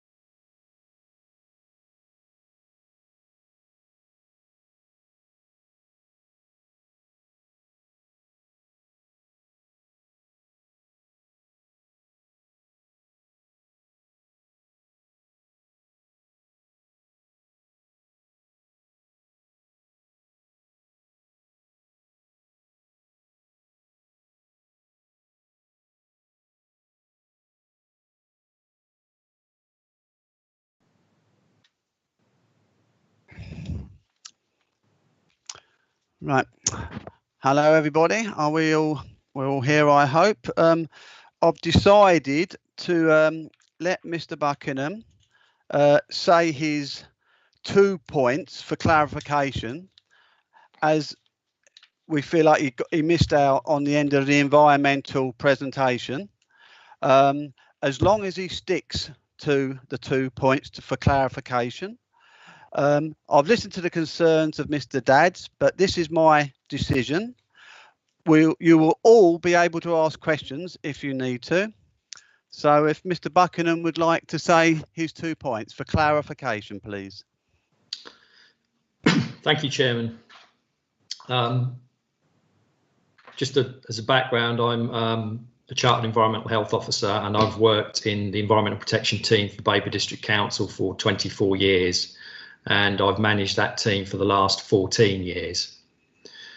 My first point, I think we need to address the elephant in this virtual room, and that is precisely what is this premises.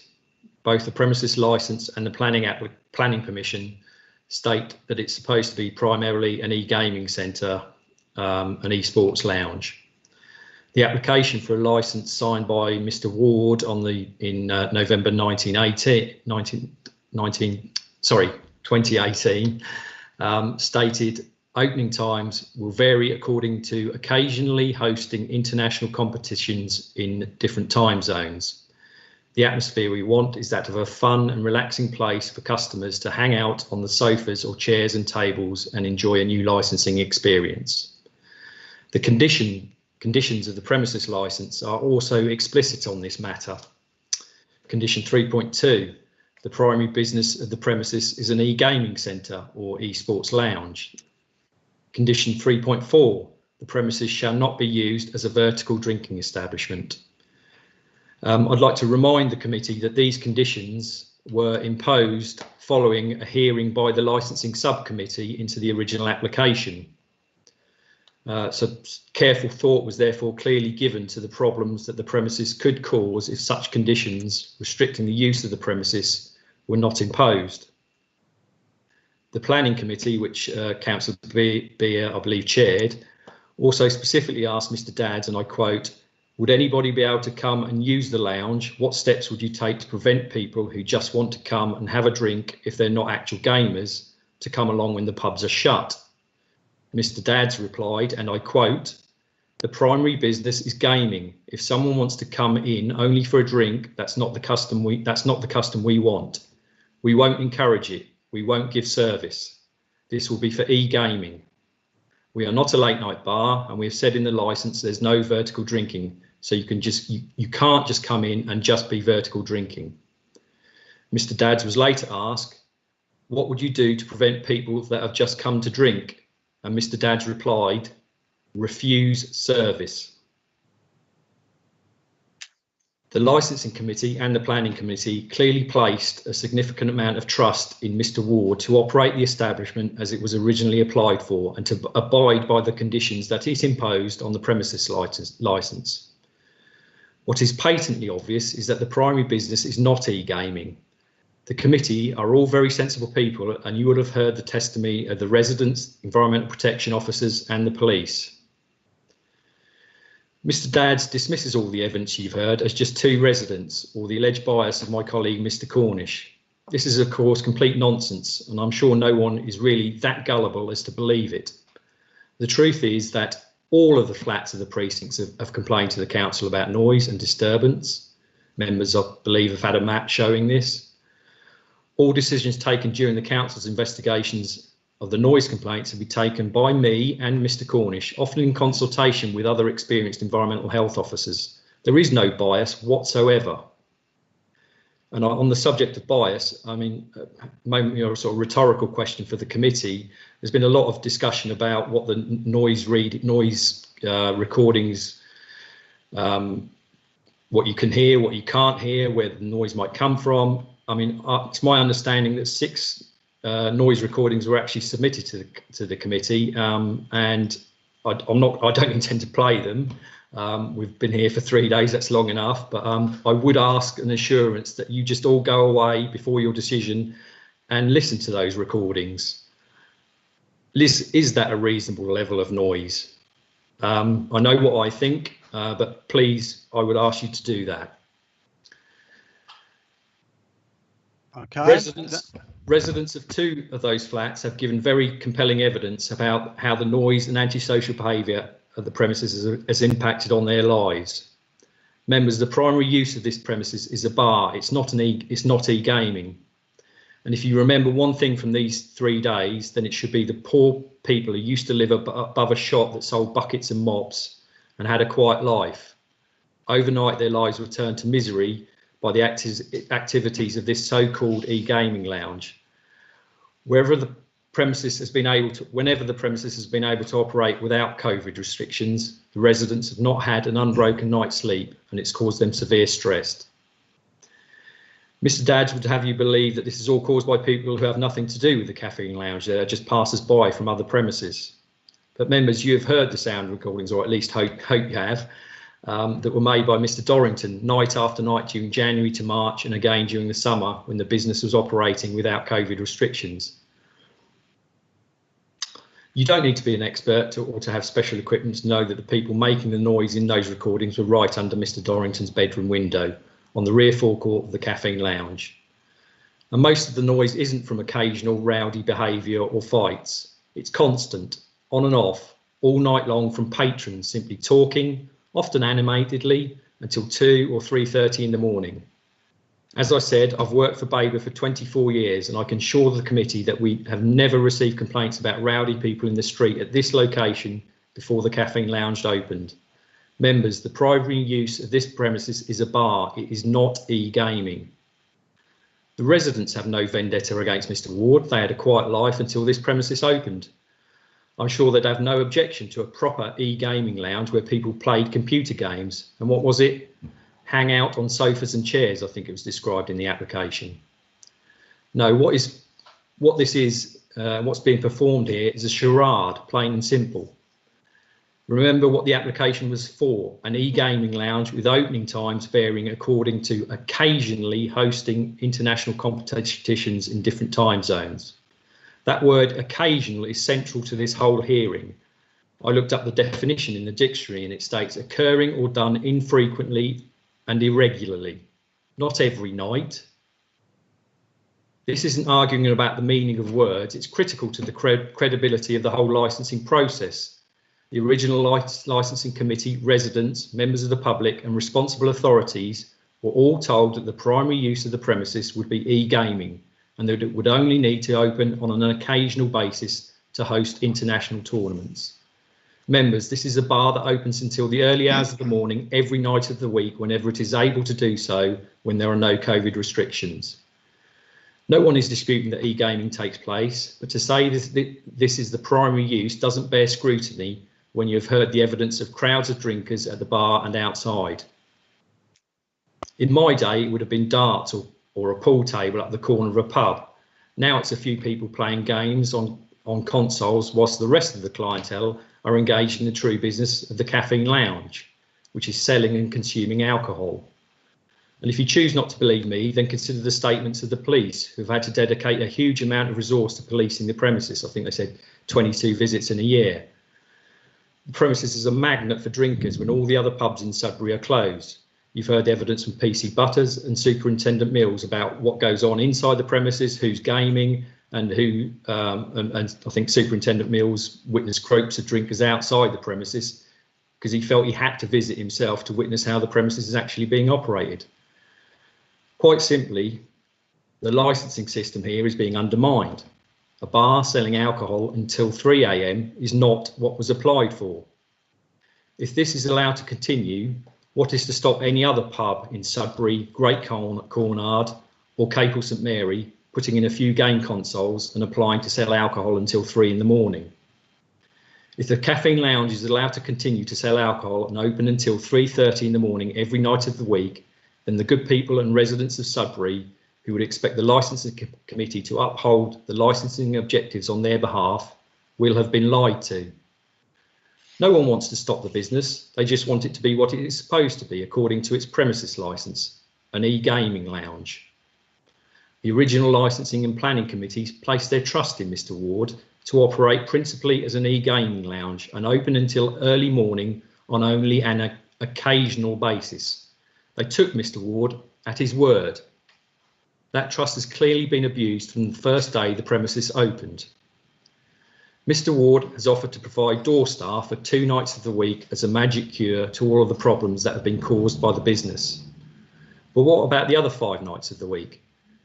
Environmental Protection and the police received reports of noise and antisocial behaviour on every night of the week, not just Fridays and Saturdays. The location of what is clearly a late night bar is simply incompatible with having several flats located immediately above it. The residents of those flats will get no respite so long as the primary business of the Caffeine Lounge is allowed to be, in reality, a late night bar. I would respectfully submit that the committee should curtail the operating hours of the business to around 11 p.m, which is when the majority of the residents, just like you or I, would expect to be able to sleep without being disturbed. Mr. Ward would be free to apply for temporary event notices to host occasionally international e-gaming tournaments in the early hours of the morning when they need to align with other time zones. And finally, the committee could also hold Mr. Ward to his promise to run the premises primarily as an e-gaming business by imposing a condition stipulating that alcohol will only be supplied to customers who have booked in to play e-games. This is a common licence condition at other true e-gaming venues. Thank you for giving me the opportunity to speak. All right, thank you, Mr. Buckingham.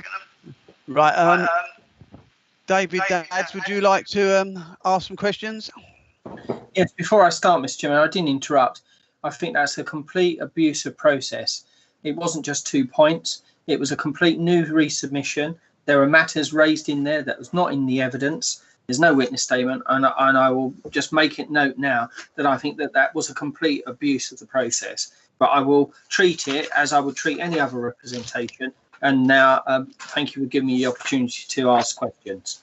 Okay, thank you. So, Mr. Buckingham, you're the manager of the department, are you? I'm the Environment Assistant Manager, yes. Assistant Manager. Who's the manager? John Grayling. Right.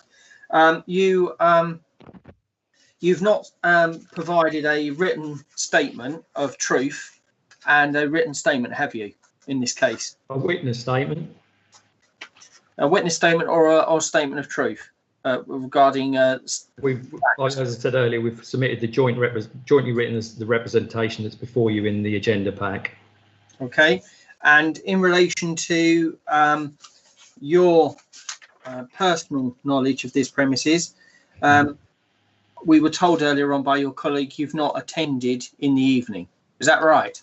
Not in an official capacity, but I live near Sudbury and I have gone past it on a multitude of occasions, so I have quite a detailed knowledge actually from my own personal life. Yes, but you're giving evidence today. You've not. I appreciate that. Yeah. Sorry, I'm just clarifying. You've not made a representation in your personal capacity, have you? No. No. So in relation as an officer of the council on duty, you've not been to this premises, have you, in the evening? Not during the evening, no. No. And even if you believed a member of the public had concerns about the premises, what they saw, that they would report that, and hopefully you would then go and make some observations yourself formally as a officer of the council, yes? Not necessarily. That's why I manage a team. I have a team of officers and obviously have to allocate those resources and instruct officers to go and visit and make notes in my place. I can't do everything. Of course. So, during the period of January to August, when the application was made, we've heard from Mr. Cornish, there's only been one observation by officers in July. That's right, isn't it? No, actually, officers have visited on another occasion as well. Sorry, did you say during August? No, between January and August. Observations by environment. No, sorry, I was thinking September. Sorry. To answer your question, yes, during August, yes. Yes, once. Have you been inside the premises when it's operating at all, Mr. Buckingham? I've been inside. I don't know actually whether it was open for business or not at the time I attended. There was nobody in there, put it that way. All right. but to all intents and purposes, I'd accept it wasn't operating at the time. Yes. So you can't speak about your own personal experience as a professional officer of the council about seeing what goes on inside because you've never been there in the evening. Is that right? Not inside the premises, no.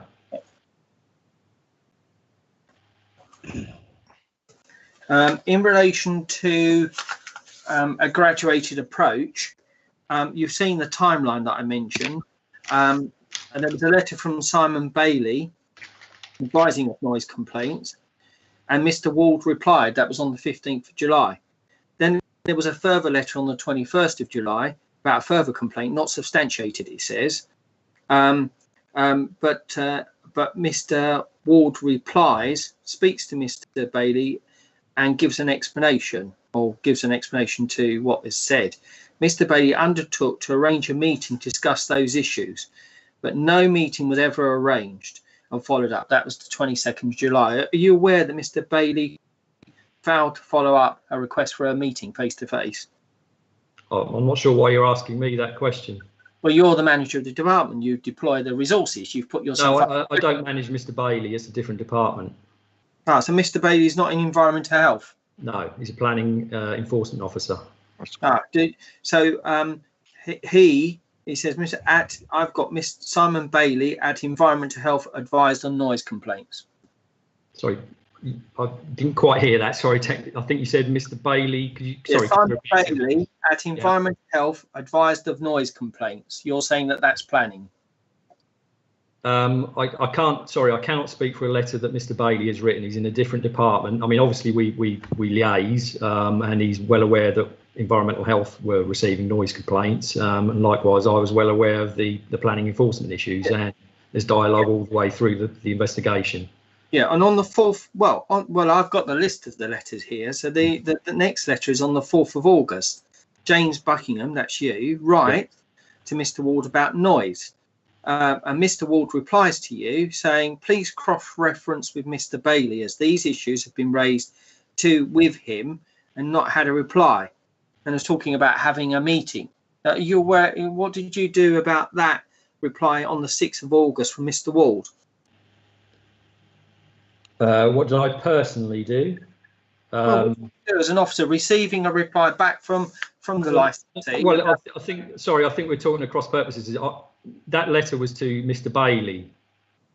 We have written to Mr. Ward. I think when we talked about this earlier on in the hearing, we went through all the letters emails and letters that either myself or Mr. Cornish from Environmental Protection have written to your clients. There's been a number of them. On the 6th of August, I said that Mr. Ward wrote to you and asked you to refer back to Mr. S. Bailey as those issues have been raised in the letters on the 15th and the 21st of July, and also made you aware that there had been a request for a meeting. What did you do with his letter to you on the 6th of August? What steps did you take? Because obviously we've heard from the councillor, Carpendale, about what steps were you taking to have a discussion or a sit down to try to work up an action plan. Obviously, they're clearly engaging with you. The Mr. Ward wants to work with Mr. Bailey and you because he's communicating and asking for a meeting. What steps did you take to arrange a meeting? Well, sorry, obviously you've caught me a little bit by surprise in calling out the specific letter, so I've now had the opportunity to go back to it and call out myself. So I'm happy to be questioned on it. So the final letter point says Simon said that he would convene a meeting with Planning and Environmental Health. So he's awaiting a date from him. So that's in Simon's hands. I'm sorry that didn't happen, obviously. But what I would say about that letter, it was in response to my email. Sorry, it was an email, not a letter. An email exchange, is that basically it's as Chris Cornish has said, a flat denial that there's a problem. On the one hand, we're writing to your client saying we've got evidence of these problems, and what we receive in return is flat denials. And that's not a way that I've ever gone about opening up a dialogue. It's not saying can we sit down and discuss this. It's saying no, I'm sorry, we don't agree with you. I can read the email to you.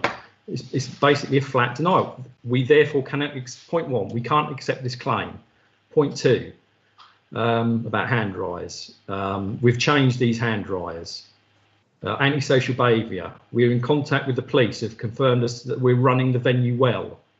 I'm sorry, they're just, you know, it's not in talking about a staged approach. I've been doing this job for 25 years, and let me please finish.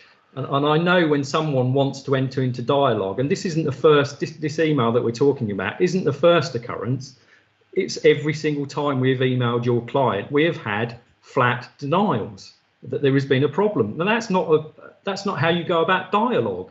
If someone isn't willing to talk to you, then you cannot have a dialogue. And that's why, quite frankly, your client we've ended up having to serve an abatement notice on your client for no other reason, because we just haven't been able to speak to them in the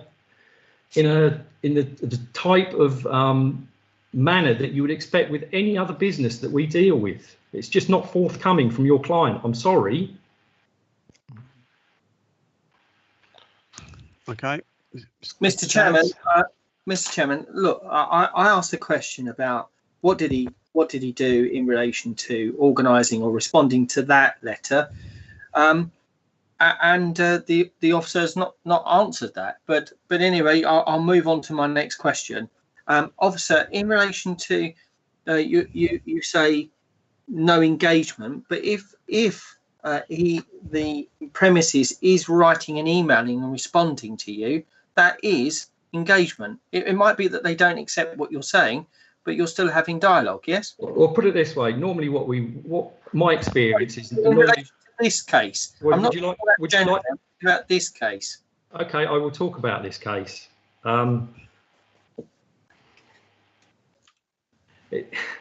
a flat answer to your question is no. Sorry, Okay. we didn't have that dialogue, but it's a two-way street, isn't it? You cannot have a dialogue with someone who is just refusing to accept the facts that there are complaints being received, that 6 residents have complained to the council, that we're having regular dialogue with the police, who are telling us that they're overwhelmed by the amount of reports coming to them in our meetings that we have with the police. You cannot have that dialogue unless the other party is willing to say, okay, let's work together.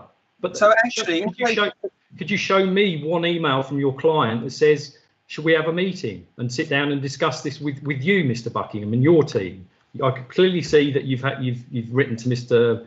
Bailey requesting a meeting, but that wasn't to me. I think it's probably a misunderstanding with all due respect, perhaps there's a misunderstanding on your part about the structure of the council. That may explain it. I don't know. I'm just offering that up. The Environmental Health, your department, as assistant director, you've also though gone out to solicit representation from the local police. It says Environmental Health have asked local police of any comments about an application in relation to planning, and that you've asked them if they want to comment on a planning application. So Environmental Health have gone out to the police service and asked them if they will make representation or want to make comment about a planning application. Well, I don't know what you're alluding to. Is that in your representation at all, Mr. Dan? No, I'm asking you a question. Sorry, you're asking me about something that I don't know anything about. Mr. Chairman, I'm asking a question, and if the officer doesn't know the answer, fine, but can I finish the question? Sorry. Okay. So officer, you're talking about engaging with the police, but it's right that you've actually been going out of your department to solicit representation from the police about this premises. And I was telling the police about an application for planning. Do you not want to comment on it? Do you know? I really don't know what you're referring to, Mr. Dad. Sorry, I'm not making this up. I don't know what you're referring to. Well, I can't answer something that I have no knowledge about, Chairman. All right. You have no knowledge in your department that your department is going out asking the police if they want to make them aware of an application, and do they want to comment about that application to... Sorry, which application are you referring to? Planning application. Because under freedom of information, I think you might want to address this to Mr. Cornish, because I'm sorry, I cannot answer Mr. Cornish just put his hands up. It might be easier just to ask Mr. Cornish. No, I'm asking questions. You're the manager of the department. I'm asking, do you know in your department that your officers have been going out soliciting representation from the police on planning? Are you aware of that? I don't believe they have, is the answer to that. Okay. That's your answer. That's the answer. Thank you. I'll move on. Now, you heard that your officer, Les King, had made observations in Mr. Cresswell's house, but his notes and records have not been disclosed in this matter. Is that an unusual approach that the council will send an officer, he makes observation, makes notes and records, and that is not included in these observations in this application? Mr. King has actually today, you've heard from Mr. King, he has disclosed it. He's told you what he witnessed. Yes, but his records have not formed part of your evidence. You've kept that back, yes? No, we haven't kept it back. As Mr. Cornish said, we haven't produced a 160-page dossier of absolutely every email and every pocket notebook entry and every record we have on our email system, on our computer system. We haven't produced that because that's extremely Can I finish the question, please? Well, you're making a statement again. Well, Chair, he's asked me a question. Could I be allowed to answer it without interruption?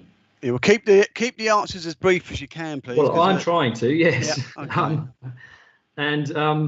Well, I think it's already been actually answered by Mr. Cornish. No, we haven't produced a dossier of absolutely every shred of evidence and log, etc., that we've had on this case. No, it would go into volumes.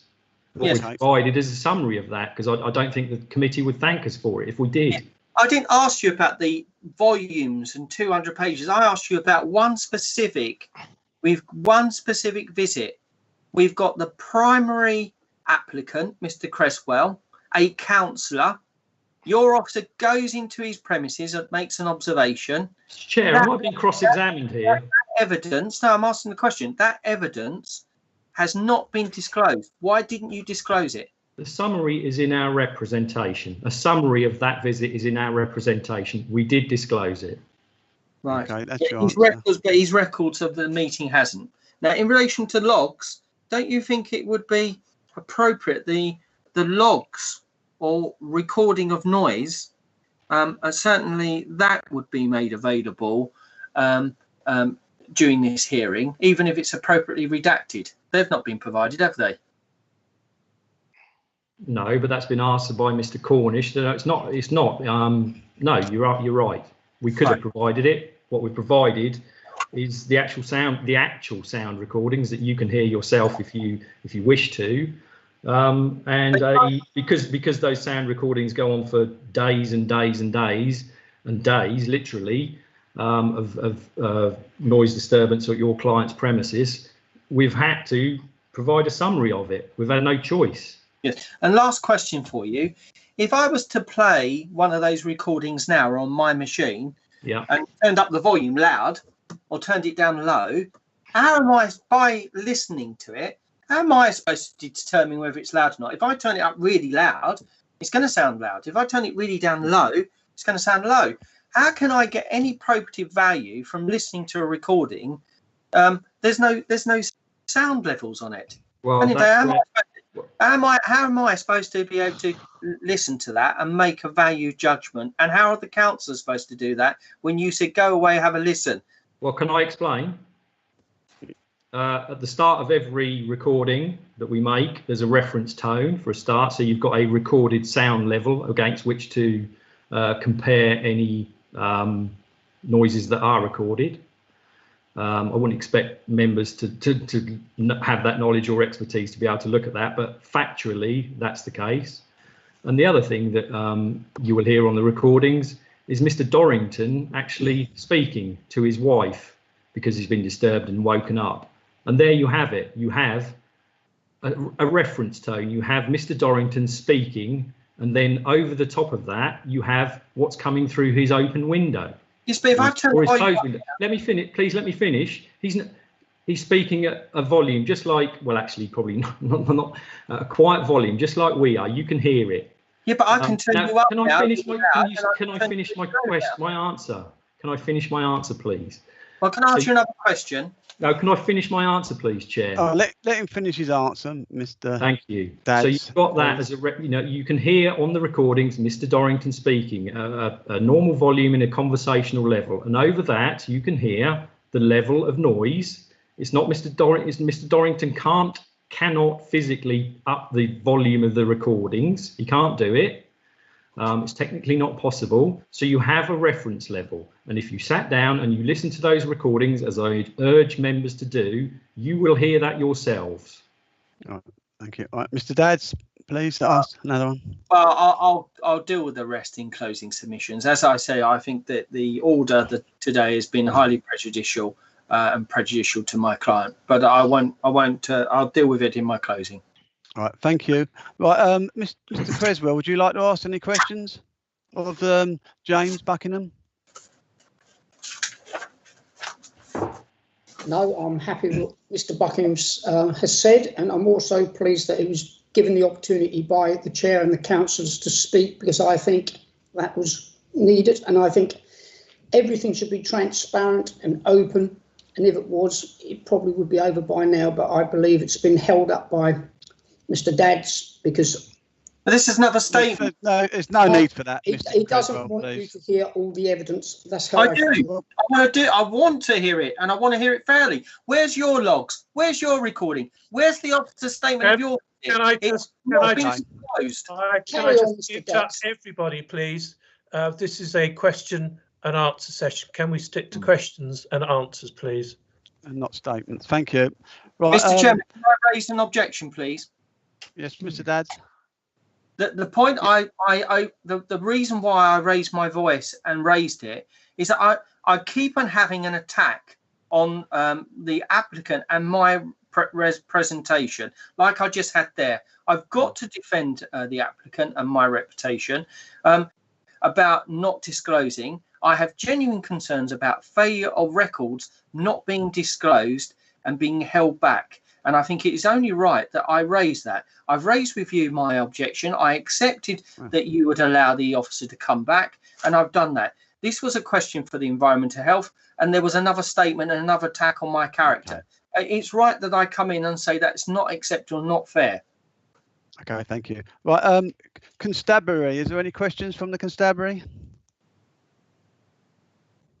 No, we have no questions to raise. Right, planning enforcement, any questions? Thank you, Chair. No questions from me, thank you. Right, go to the committee. Peter, have you got any questions for Mr. Buckingham?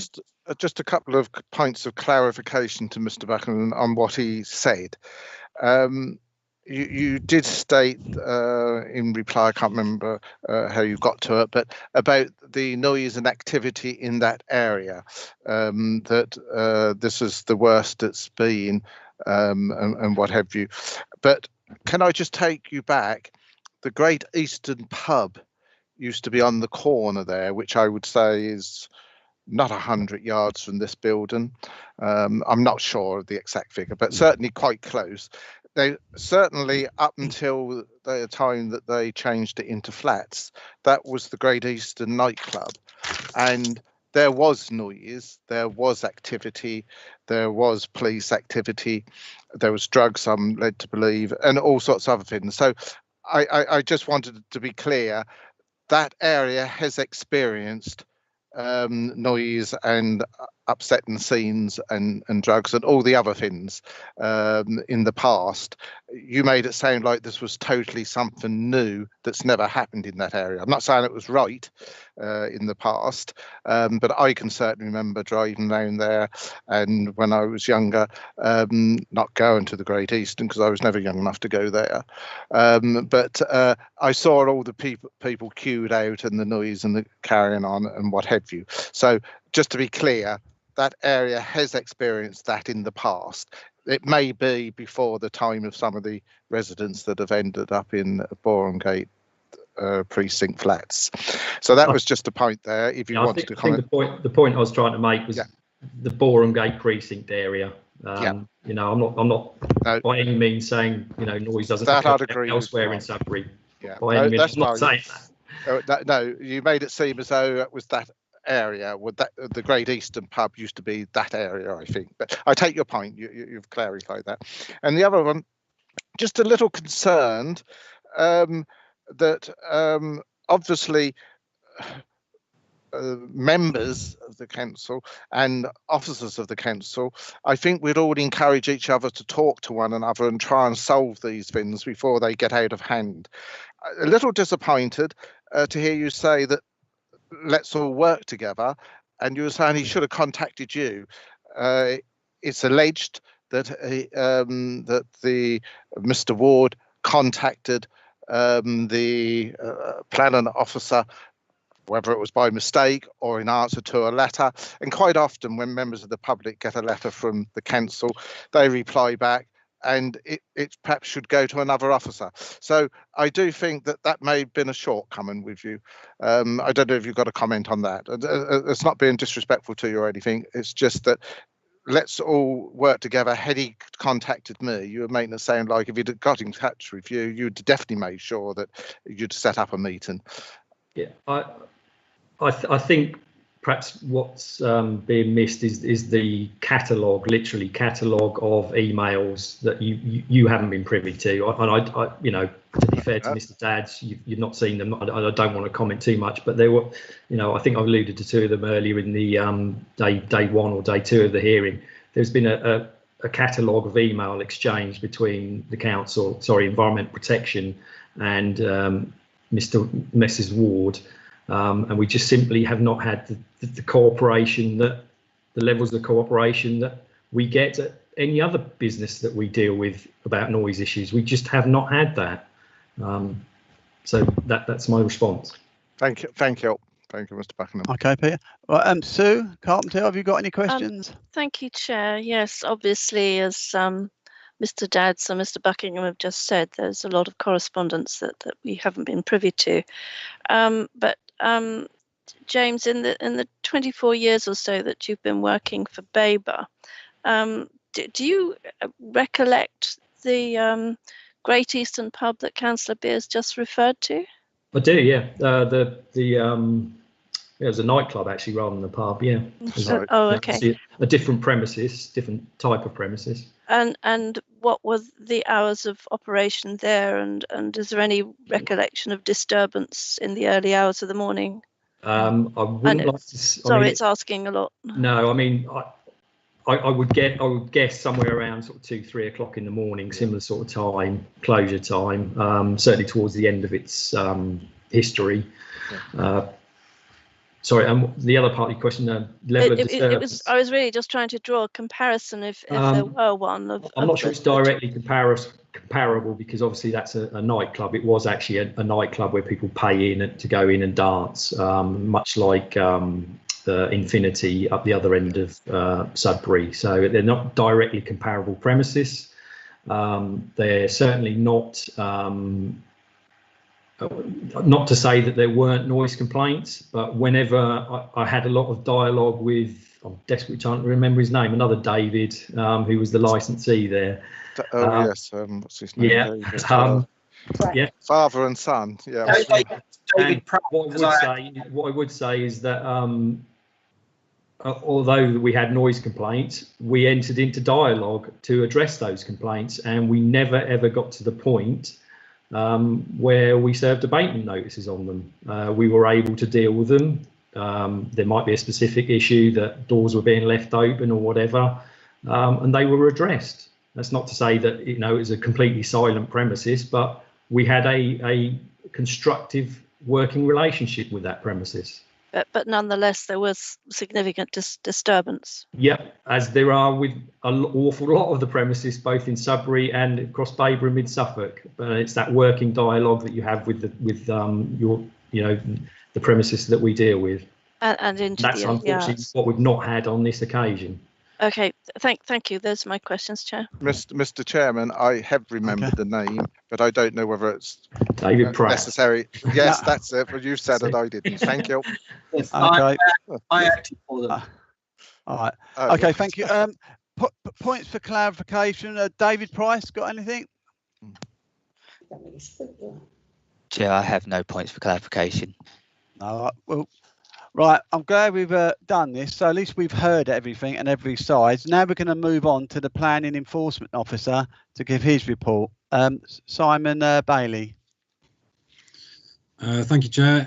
I will just read through my representation if that's acceptable to you, and then if there's any questions afterwards, I'm happy to answer as best I can.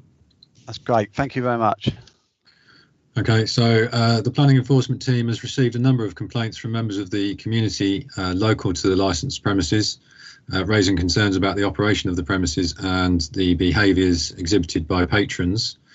The concerns raised relate to the congregation of patrons and others outside the rear access of the premises. The rear access is used as an alternative to the main front entrance of the premises after 11 p.m. as required by a planning condition. However, the control exerted by the management of the premises has, according to those reporting concerns to us, resulted in public nuisance issues, particularly around noise, but also relating to odours from patrons vomiting and urinating in the street and alleyways adjacent to the premises. Our complainants have also alleged occurrences of sex acts contrary to public decency. Further concerns raised by complainants refer to the attendance at the premises of the police. The concerns raised by the complainants relate to drug and assault related calls to the police and the frequency of attendance by the police. Planning enforcement has had to refer these concerns on to colleagues within the council, as we have little to no direct influence over the specifics. There are, however, some related planning conditions which have some relevance. In particular, we've raised concerns with the licensee regarding the operation of the establishment accords in all respects with the particulars of the noise management and dispersal policy required by condition 4 of their principal planning permission and approved under a discharge of conditions application. That the use of the main entrance doors is restricted to emergency use only between the hours of 11 p.m. and 8 a.m. in accordance with condition 9 of their principal permission, and that the use of the premises as an e-games lounge bar is restricted to the hours provided for under condition 11 of the planning permission.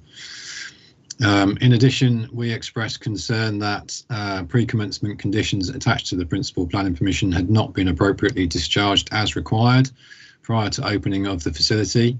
Whilst we acknowledge the licensee has sought to discharge the conditions, the local planning authority has refused in part discharge of conditions, specifically in relation to condition 5 for sound insulation and condition 10, the acoustic validation report. We are experiencing some reluctance on behalf of the licensee to engage effectively with us on these points. In conclusion, we remain concerned that the facility is not being operated in accordance with the approved noise management and dispersal policy, and this is reflected in the congregations of patrons and other people outside the rear access of the property. We believe this is an operational management issue falling within the responsibility of the business occupying the premises and is giving rise to public nuisance. We're also concerned that there is creep in the use of the premises, specifically away from being a premises used for e-gaming with an ancillary bar facility and towards principally a drinking establishment with ancillary e-gaming element. That drift in the use is contrary to the terms of the conditions of the principal planning permission, and we suspect it is leading to disorder as a result of excessive consumption of alcohol by patrons. Thank you, Chair. Okay, thank you very much. David Dadds, would you like to ask some questions? Yes, Mr. Bailey, were you asked to make representations by Environmental Health Officer in relation to this review? Was I asked to? No, I don't think so. I think I was made aware that this review was happening and that I might wish to make representations. So I made a representation on that basis. Yeah. And who did that? Who informed you? I believe it was David Price, the licensing officer. Right. In relation to planning authority don't investigate complaints from members of the public, do they? About operational things like licensed premises. It might investigate breaches of planning, but not operational. It depends on the planning conditions. If the planning conditions relate to operations, then yes, we would. Yes, one moment. So, in relation to this premises, the members of the public, how many members of the public have you had call you from households? 3. 3. And how many from the precinct, precinct itself? 3. And in relation to enforcement, have you issued an enforcement notice? No. Have you issued any breach of contravention notice, i.e. breach of condition notice? No. Do you accept there has to be a graduated approach to enforcement? Yes. And I think that I've referred to you. I do apologise. I didn't even realise it was you. I was referring to you earlier on about letters written to you about asking to sit down and have a meeting. You're aware that the client has asked to sit down and have a meeting to you about planning? Yes. And has that taken place yet? No, a meeting has not been arranged. Following the request from Mr. Ward, I think it was Mr. Ward Senior actually that I've spoken to. I don't think I've ever spoken to William Ward. There was suggestion of a meeting, and I did agree that I would speak to colleagues in environmental protection and our asset management property team as well, as there is some connection with Babergh District Council and the building itself. Having spoken to, I believe it might have been Chris and James about this, probably separately. I think the sense was that there would probably be little merit in having a further meeting. As Mr. Buckingham's recently alluded to, there has been quite extensive correspondence, as I understand it, and previously a meeting on these very subjects. So it was felt that there would probably not be much to be gained by having a further meeting. If I've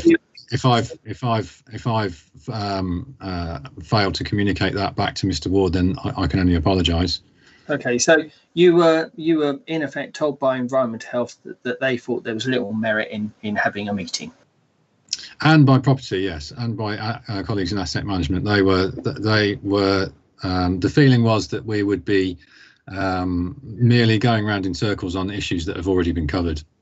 Yes, and in relation to property noise, there's been an acoustic report, hasn't there? I believe that your client has prepared an acoustic report to discharge the conditions, and I believe that was found to be insufficient. But you've taken no further steps from that? No, well, I haven't taken any further steps from that.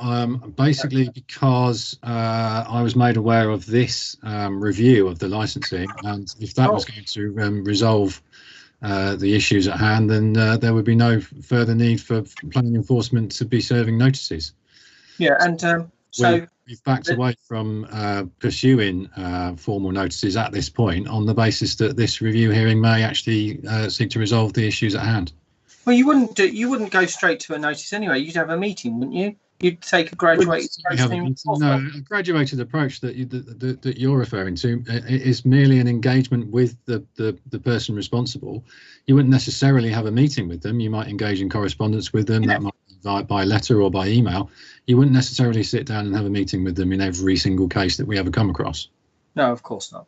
But you nevertheless accept that the regulator's compliance code talks about a graduated approach to enforcement, and before an enforcement notice is issued, unless it's so serious, you would engage by correspondence a graduated approach. Yes, you would engage with the person responsible for the breach. Yes. Yeah, the alleged breach, and in relation to the this premises at the moment, the only premises that you've identified, I understand, that's affected is one dwelling, one premises. Is that right? No, 3. We've had 3 complainants. You just asked me about complainants. Yes, complaints, but noise from operational inside the building, planning inside the building. Only one premises is affected, with Mr. Dorrington. That was the hand dryers and the base. Is that right? I'm not sure what you're asking me. I've had 3 people complain to me about breach of conditions, and some of those concerns related to noise from within the property, within the caffeine lounge, and noise relating to activities external from the caffeine lounge. Okay, but you've not provided any of that information in your report. In which report? In my representation? Representation. Correct. Right. No further questions. All right. Thank you. Thank you. Mr. Creswell, have you got any questions for Simon? Yes, Chair. Morning or afternoon now, Simon. I have just a couple.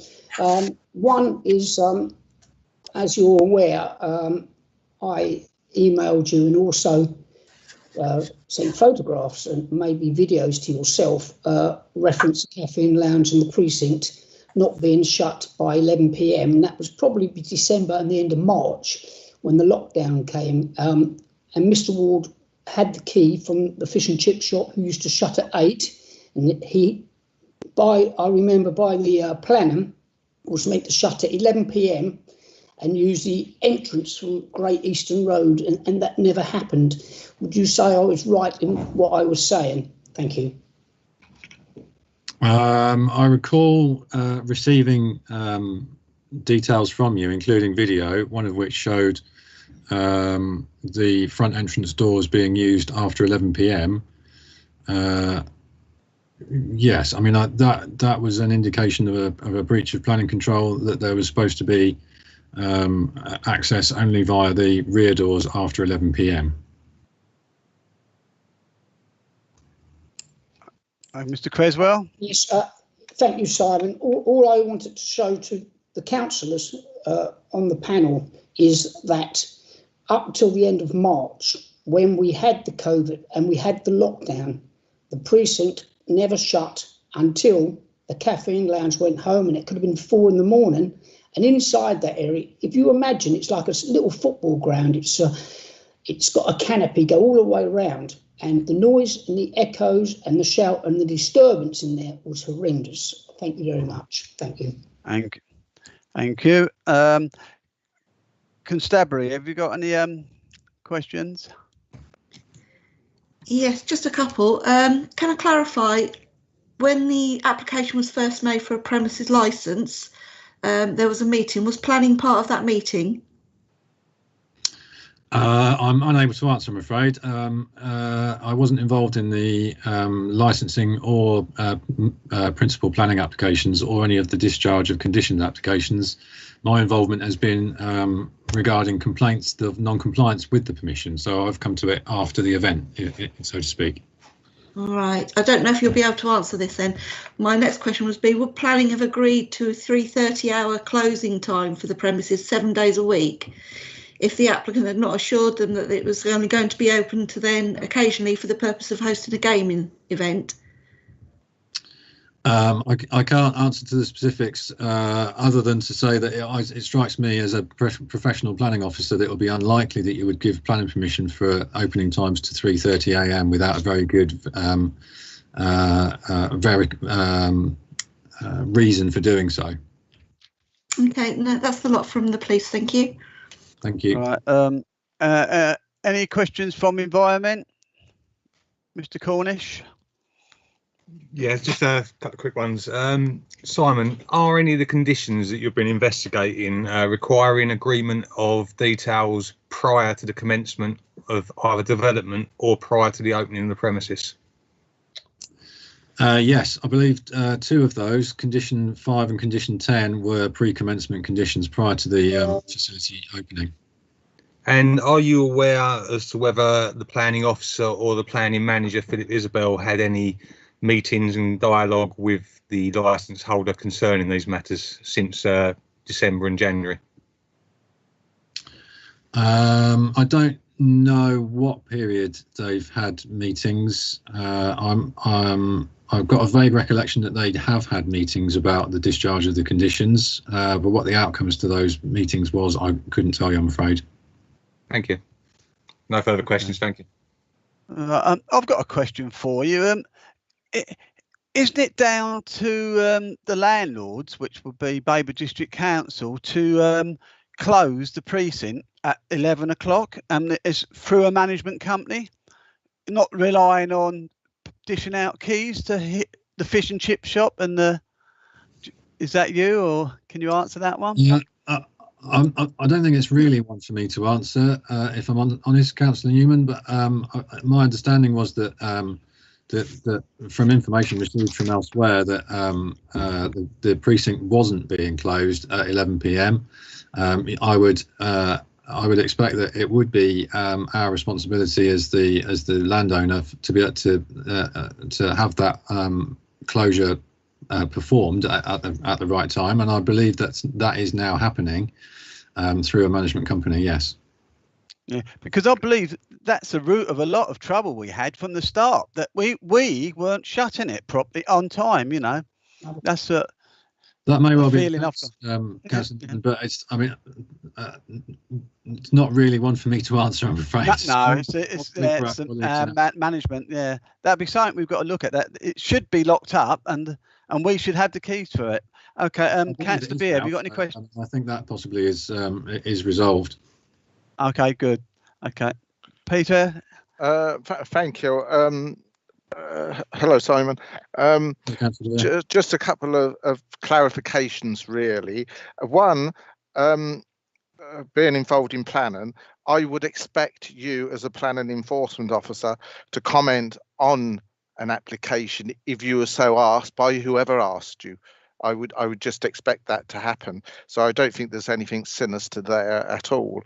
The other thing that I'm a little disappointed in is the fact that I know you like to talk to people and engage with them to try and solve these problems before they get too far out of hand and we have to take a heavy hammer to something. But sorry. Medication alarm. Sorry, not a phone call. That's fair enough. My point is that would you not say that it's better to try and have had that meeting? Or I know COVID came along and it's most likely upset it, but I think a meeting face to face would have been quite useful. But and this isn't something that you would normally not do, I'm led to believe in myself. Can you just comment on that?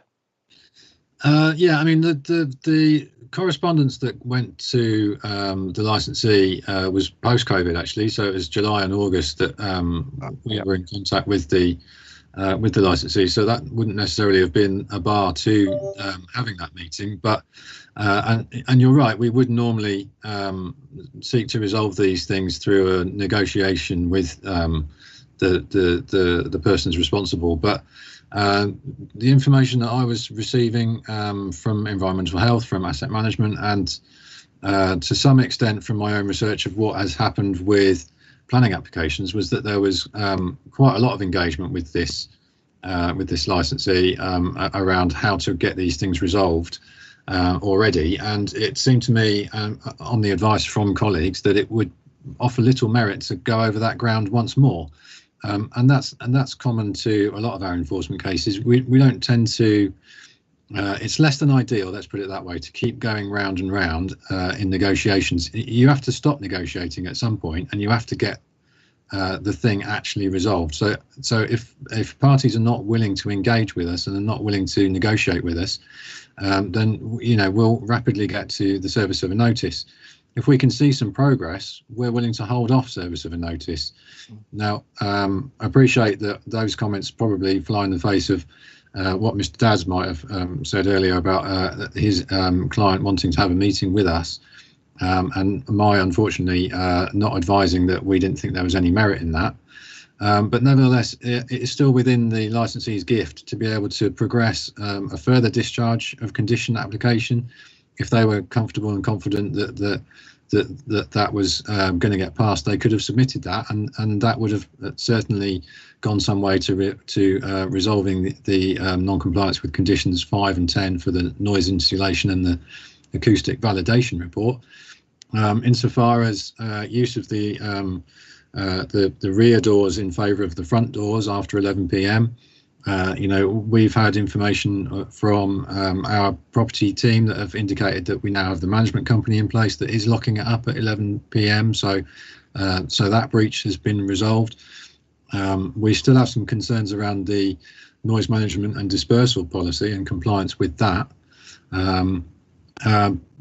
And also the restriction on the use of the premises, but with this hearing being booked in, and I think it's been delayed 2 or 3 times, so that's not assisted us particularly in planning enforcement in progressing things. We don't really want to start taking formal action by way of the service of notices if there is another mechanism which could resolve these issues. So we've held off pushing for notices because we are aware that this is happening and this might be a solution. Thank you for that. That was a very good answer, and what I would expect from you. Just one other point, and you may have answered it in that last question, is that you put it very politely, and I will as well, outside activity going on around the premises. How much store is that the responsibility of the of Mr. Ward, the cafe lounge people? Well, I mean, I think the noise management and dispersal policy is the relevant mechanism for controlling that sort of thing. Mr. Ward, I don't think, can be responsible for what everybody in Sudbury is doing. But the noise management and dispersal policy indicates, and this is, approved through a discharge of condition application as well. But it talks to getting people to leave the premises in a way that's going to minimise disturbance or nuisance to local residents, and says that staff on duty would monitor the activity of patrons who are on their way out of the premises and assist with managed departure. So, and in conjunction with that, to have those persons leaving reminded to act in a responsible manner. So, if those things are not happening, then people engaging in sort of public nuisance or acts that might be contrary to public decency, we accept that Mr. Ward can only be held responsible in so far. But if the management of the property and the premises as the e-gaming lounge is going on effectively and properly and appropriately, then those people probably shouldn't be in that area. Thank you. Very helpful. Thank you. Sue Carpenter, have you got any questions? Thank you, Chair. Just briefly, because I think Simon Bailey has touched on some of the areas I was interested in. You're talking about planning condition 9 and prohibiting access to the precinct. I mean, it's not just people coming in and out of the precinct, is it? Because that needs to be locked up. It's people using the door, perhaps to go out and smoke in the precinct. That's a breach, isn't it? That would be, yes. I think from the information that we've had, there were people that occasionally there were people who were using the precinct as a shortcut, and also there was some egress, entry and egress to Caffeine Lounge via the front doors after 11 p.m. So through the shopping centre. And the planning condition was that it should not be used after 11 p.m. Is that correct? Well, yeah, the planning condition obviously is applicable to the Caffeine Lounge because planning permission only relates to them. Yeah. They shouldn't be using their front entrance door after 11 p.m. But it wouldn't be the responsibility of Caffeine Lounge to make sure that nobody went through the shopping centre after. Oh, sure. Yes, but if that door is being used after 11, then it's in breach. Sure. you've mentioned one or two other planning conditions here. Was the required sound insulation installed within the premises? That refers to condition 5. I think I'm assuming that it has been installed on the basis that the licensee has sought to discharge the condition. Okay. But I think we we would have consulted for expert opinions through the environmental health team on whether or not the details provided as part of that discharge of condition application were satisfactory. And my understanding is that it was considered to be insufficient to give the comfort that the sound insulation had been installed correctly. So I believe that condition 5 for sound insulation and condition 10 for the acoustic validation report were both not discharged through that application. So that's kind of ongoing? They are still outstanding, as I understand it. Yeah, I don't think any further applications have come forward. Okay. Given this issue about the noise and dispersal of customers, what is your evaluation of your response to condition 4? What is my evaluation of my response? Of the response from the premises, the license holder, the business, regarding how they manage the noise and dispersal of people? Their response was essentially to say that they were doing everything they needed to. But did you agree with that? No. Thank you. That's my questions, okay. Mr. Chairman. Okay, thank you. I think David, Dad's got his hand up. Have you got another question, David, or have you just left your hand up? No, I've got a couple of questions from following what's been asked, if I may be permitted to ask a question. Yeah, I'll allow that. Yeah. Mr. Bailey. Hello. Hello. My understanding from my client is that actually condition 5 and 10 has now been or had been agreed by environmental health. I don't know whether, have you heard whether there's been an agreement with environmental health in relation to those conditions now? I haven't. I can. But like you say, that's a planning issue.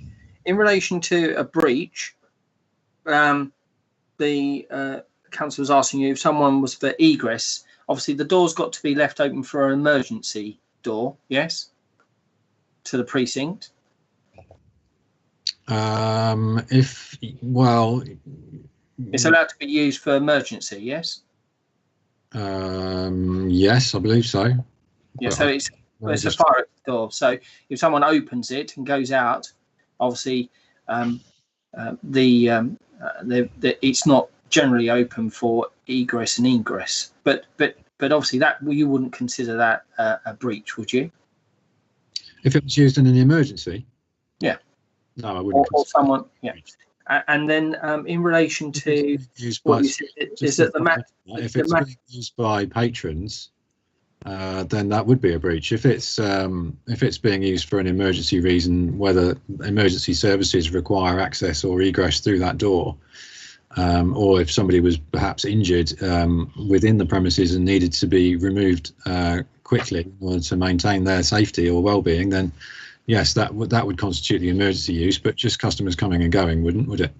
No, but what I'm trying to establish from you is that the door has to remain unlocked. It can't be simply locked as a solution to stopping people using it. It has to be allowed to be opened in emergency, so it has to have a certain lock on it, which obviously a customer could potentially open it, and even though they're not permitted, go out through that route. Yes, that's true. I mean, the condition doesn't say that the door must be locked. It says it shall not be used for access to egress. So, you know, then the onus then is on the operator of the premises to make sure that that is adhered to. Whether that's, I mean, have you necessarily be to lock the door? It might be to do something else. Yes. Signpost, you know, in front of the door on both sides, internally and externally, to make sure that people are aware they shouldn't be using it. Yes, but in relation to the alleged breach, even if we say it's breached, have you written to the premises and started to take action about that breach, or you've not even started a process because it's not really material in that sense, it's not got to that level, because I think you said it's now been resolved. The issue with the doors. Yeah. I believe I raised it in a letter to the licensee. But it's been resolved now. I believe There's so. no outstanding enforcement action on it. No. No. Right. And in relation to the complaints, you were asked about the goings on outside. Have you actually investigated and corroborated whether these complaints, from your view, have happened or not? Have you actually gone out to investigate, or is that outside of your remit? In relation to which aspect? Complaints from the public. Have you been out to investigate to see whether the validity of those complaints? Have I been out to investigate if somebody is having sex outside the caffeine lounge at 3 o'clock in the morning? No, I haven't. No, officer, I'm not being funny. I'm saying you've had a complaint that someone's entered into sexual intercourse outside the premises. Your department, you've received that complaint. What do you do to investigate whether that is one has happened or not, whether it's linked to the premises or not? Because it could be a member of the public coming home from somewhere else. It could be a licensed premises, an unlicensed premises, or coming back from one residential house. It could be young people wanting to can't go home. Whatever it may be. Have you investigated whether that is linked to the premises, and is it in your remit normally to go out and investigate, or are you taking at face value that these things have happened and we're responsible? I'm not sure how I would investigate those particular issues in order to establish whether they'd happened or not. I mean, I'm not sure what evidence would remain that would be that I would be able to establish. Yes, ordinarily we would go out to investigate such issues relating to breaches of planning control. We don't just rely on the information that a complainant has brought forward to us, but it depends what the information is. If the information is that people are being noisy in the early hours of the morning, I'm not sure that we would be able to go out and confirm that happened. If it was to do with people urinating or vomiting in the street, I suppose we might be able to go out and find some evidence of that. But you know, if it rains between us receiving the complaint and us managing to get to site, we're probably not going to find anything. Have you actually investigated What we're concerned about is the fact that we've had a complaint which relates to some of the conditions of the permission. One of those being that the noise management and dispersal policy required by condition 4 and discharged under a separate application is not being adhered to. So what I've done simply is draw that to the attention of the licensee and requested that they ensure that they do accord with the particulars of the policy that they've written and put forward as a means of discharging that condition. Yes, attention, and so that they're able to take the steps that they need to make sure that the premises is managed correctly. Yes, but also it goes back to the question I asked you.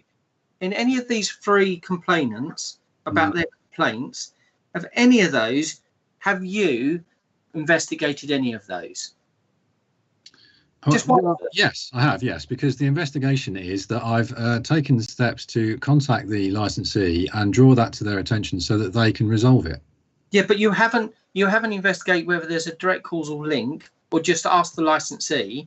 So, for example, have you gone along and requested CCTV to see if what has been complained of outside is actually occurring? Because they've got CCTV. Have you done that? No. No. So, other than notifying the premises that there's been a complaint, you've done no further steps to see whether corroborate or check the validity of that complaint? No. I've drawn it to the licensee's attention that we've had complaints, that there are issues that may need to be resolved, and I've left the ball in their court to confirm that those are being the things that they need to adhere to are being adhered to, and that there is no breach. But in relation to the complaint, it's an alleged complaint, and until it's corroborated or established to be true, it's only an allegation, isn't it? Yes. Thank you. No further questions, Mr. Chairman. Okay. Mr. Chairman, can I speak quick? Yeah, right, Mr. Yeah, Mr. Dad's had a question. If it's a question, Mr. Creswell, not a statement. Mr. Dad said alleged. I would say the photos. I said Mr. Bailey would have said it wasn't alleged. It was fact. Thank you. All right, thank you. Right, I think we've had a good report from Simon, who's waited quite a long while to do this. Before we go to closing submissions, I think we'll have a half-hour lunch break, and then we'll go to closing submissions. Yep. I've just one thing, David Price. Have you got any points of clarification? No, Chair, I don't have any points of clarification. Okay, so we're closed for half an hour. What should we say? What's it? 7 minutes. 20 to 2. Is that Yes, okay? that sounds lovely. All right, Yeah. we'll reconvene at 20 to 2.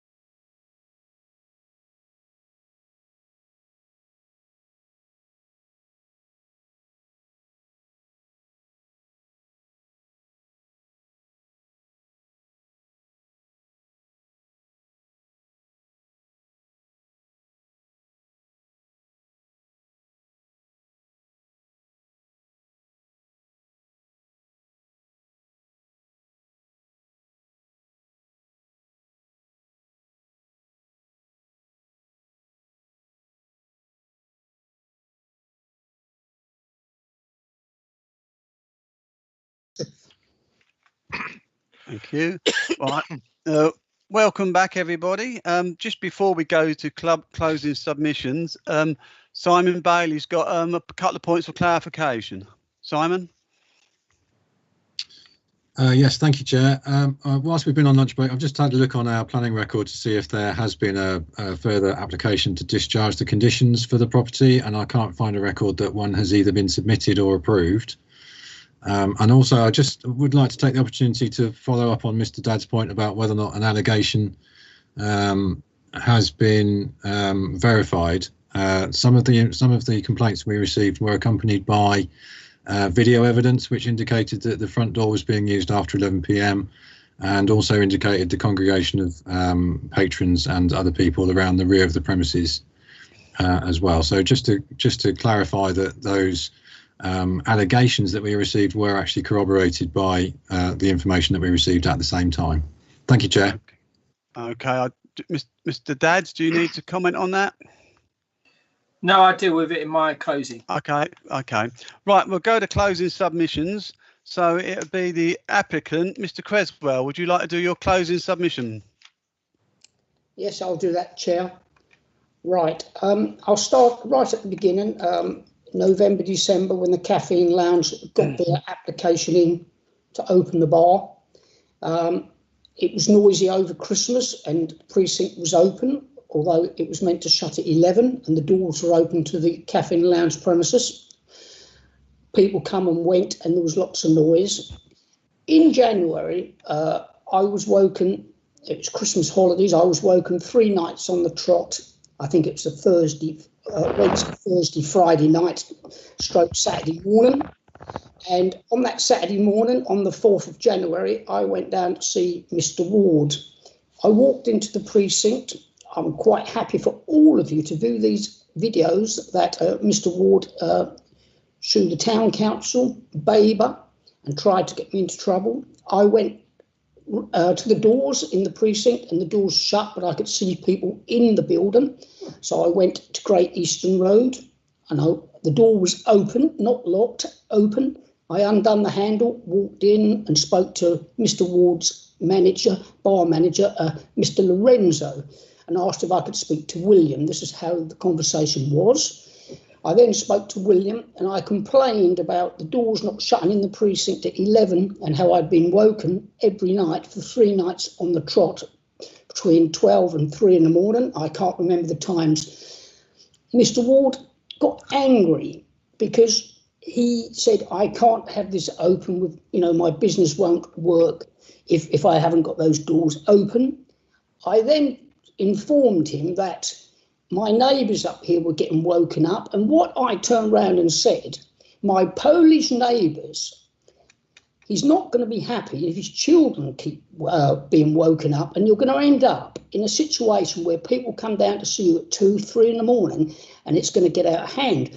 There was absolutely no mention of a weapon. A poll that Mr. Dadd said was outrageous. I said, my Polish neighbours, absolutely different to what Mr. Dadd has said. I was then investigated by my town council and by Babergh, and I was exonerated, and rightly so, because I'd done nothing. I was exonerated. I was not charged by the police because it's absolute fabrication. And I'm afraid to say Mr. Ward has a habit of that. And we'll carry on. So anyway, all the way up to the end of March, the doors on the precinct never shut. I never spoke to Mr. Dadd's anymore. Mr. Dadd's, I apologise, Mr. Ward anymore, because I thought, I tried to sort it out like you might say, councillors, as an individual, trying to get, as the environmental people say, I was wasting my time speaking with Mr. Ward. I tried to do it in a way that he would shut the precinct up and it would have took the noise away that I was suffering, and everybody was suffering from within the precinct. Anyway, end of March comes and he opens on the 4th of July.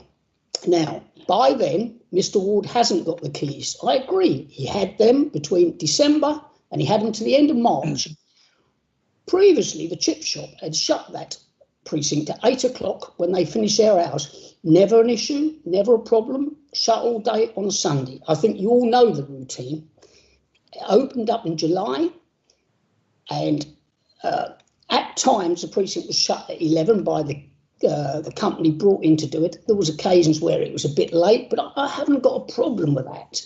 But what happened, there was a loophole. Let's be honest. The nightclub Infinity was shut. The bars were shut at 12, and he was open till 3 p.m, 4 p.m, whatever time it might be. And the noise, you talk about noise, it was like being at a football ground, only in your house.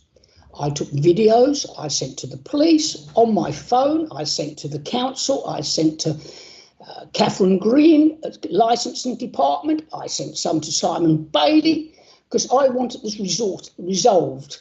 Now, I had abuse from Mr. Ward at shouting up at my windows when we put a false camera up, and our life in this area has been hell. Now, I've only lived here 4 years. Now, in that 4 years, it's been relatively peaceful. Now, I know it's town centre, I agree, but let's be honest, there is no noise in this area unless or when the caffeine lounge is open and till late at night. And let's also be honest, although the police, I think there was 34 or 39 cases, and Mr. Dad's said 8 weren't nothing to do with them, it still leaves 30.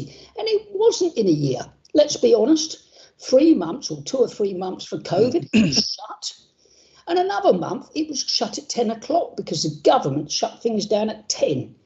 So whenever he has really been open 6 months, 7 months, and in that time, there's been 40 visits by the police. Well, don't matter how you dress it up. And as for the Great Eastern, it was 15 years ago, and the Great Eastern didn't have neighbours live above the premises. Now, when it comes to Mr. Dorrington being the only one to have the sound equipment put in, I'll explain. Next door hasn't even got anybody living. It has been vacant for 2 years. So there would have been no one to push the button on and next door the chap isn't very well. So there's 3 places live above the caffeine lounge. And the only one he could really use was Mr. Dorrington, because one was vacant and Matt, who lives at 20A, isn't well, and he's got young children. So that's the case. There's no passing footage. We haven't got people walking down to Waitrose at 12 o'clock now, and we never had before the caffeine lounge opened. This is all related to the business. As people say, this is a drinking establishment, not a gaming bar. I have no problem with Mr. Ward running a gaming bar. I came to the first hearing. Perhaps I did ask to speak at that hearing. I wasn't allowed, and I watched the meeting on YouTube. But my gripe isn't with what type of business, and it's not with Mr. Ward. It's being woken up at night, and no, it's not. As environmental says, this isn't Friday and Saturday. This is 5 nights a week, 6 nights a week. You get the odd good night, but it was absolutely horrendous. I must have 20 videos on my phone and more photographs that I have sent to the relevant people, including the police. I just feel he's been totally unapproachable. In a moment, you're going to get it dressed up, but you can't dress up what's happened here. If you lived here, you'd be exactly how I feel, how the other residents feel. Now, as for Mr. Dad saying, me and Mr. Dorrington, there's 8 properties on the Great Eastern Road above, not all above him, 3 above Mr. Ward and 5 that face onto the road. Every household except number 20 and 20B were empty. Every household have put a complaint in. Every household have sent a noise assessment in where they were being woken. So this isn't me. What it is, people don't understand the process. I never. Yes, and Mr. Dad say I'm a councillor. Yes, I am a councillor. I'm not going to say I'm not, but it needed up here. There's only me and 3 of us who are good with English, and to do this type of thing, so hard for people. They don't understand. They don't know how to complain. They don't know where to go. And people watching this on YouTube, I hate to say this, but if you make the wrong decision and let this carry on, they're going to think, really? Why do I ever bother to go to the council? Why do I bother when this kind of thing can go on? It's shameful. There's no way you can dress it up. Mr. Dads can dress it up how he likes. He can say, this happened, that happened. Let's be honest. Let's be honest. The police went in there and they found Vaseline all over the windowsill, cocaine on the toilet paper. The next day, why have a youngster go in there to play a game if he says it's a game and buy? Where did that cocaine go off the toilet roll? Onto their fingers. We know what go on.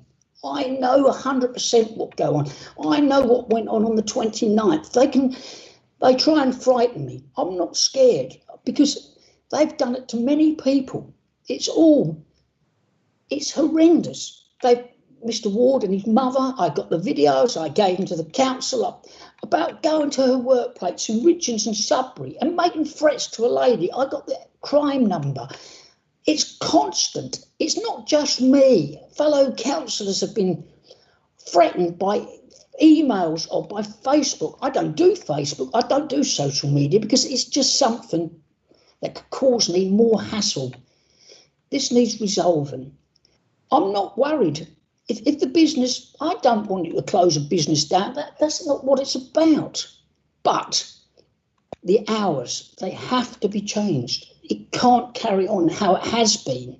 It's so unfair on the people who live here and the people who lived here before the caffeine lounge opened.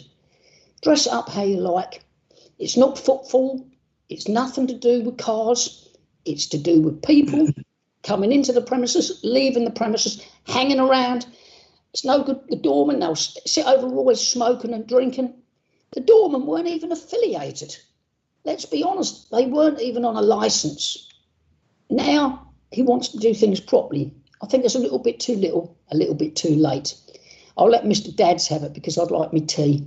Thank you very much. Okay, thank you, Mr. Creswell. Now, Licensing Officer David Price will give a closing statement. David. Thank you, Chair. I'll be brief. Just to say that you've heard a lot of evidence, you've got a lot of supporting evidence for you to go through in your decision making. Obviously, the officer's report sets out steps for you to take or not take in the process of your decision making. So at 2.1, 2.2 and 2.3 are part of your decision making exercise. And I will just say one last part for clarification that I heard during the hearing, and that was that my name was mentioned as part in the planning presentation. So it looked like the licensing authority had solicited representations. That is not the case. The licensing authority had provided the review papers in accordance with statutory timescales. Thank you, Chair. Okay, thank you, David. Right, now for the premises licence holder or their representative, which is David Dads, to present his closing statement, please. Thank you, Mr. Chairman. And I think I'm the last speaker. Is that right? Yes, you are. Yes. Well, it's going to take me a little bit of time to go through it, but I'm going to hopefully narrow down all the evidence that we've heard over the 3 days. Well, I apologise. I've forgotten to put my tie on after lunch. Just seeing the screen. I will continue if you don't mind me not being happy. Please do. All right. So the first thing is, let's deal with Mr. Cresswell, Councillor Cresswell. He says, I'm going to dress it up and that in essence, I'm going to, in effect, play down his evidence. Well, he says, let's be honest. Well, hang on a minute. Yes, let's be honest. Let's deal with the first thing he deals with, which is the visit to the premises on the 4th of January. He's just told you, I was talking about my Polish neighbour and their children and they're being affected, and we would come down, and he recites the conversation. But I've sent you already the transcript of the conversation. He doesn't realise, perhaps, that every word is recorded. He says, he entered into the back of the building. It was closed via the fire exit, and he was asked to leave because the premises was closed, not open to members of the public, including him. I'm going to have to ask you to leave. Okay, I will take it to Arthur, who I have spoken to. Arthur being the chief executive. So he's threatening. I'm going to take it to the chief executive, as my client sees it. You can take it to whoever you want, Trevor. This is a fire risk to keep the door shut. In other words, he's talking about it was open. Well, no, the fire exit door has to be accessible. That's what they're talking about. All right, but at the moment, you should put up a sign. So talking about the fire exit again. Then they go on, and he says, I've got 4 councillors, 2 of them, Mr. Osborne. So they're talking, he's now not only talking about the chief executive, he's talking about getting councillors on board. And he's been told, well, look, you're going to have to do what you wish to do if you want to take it further. And then he's asked to leave. And then he goes on to say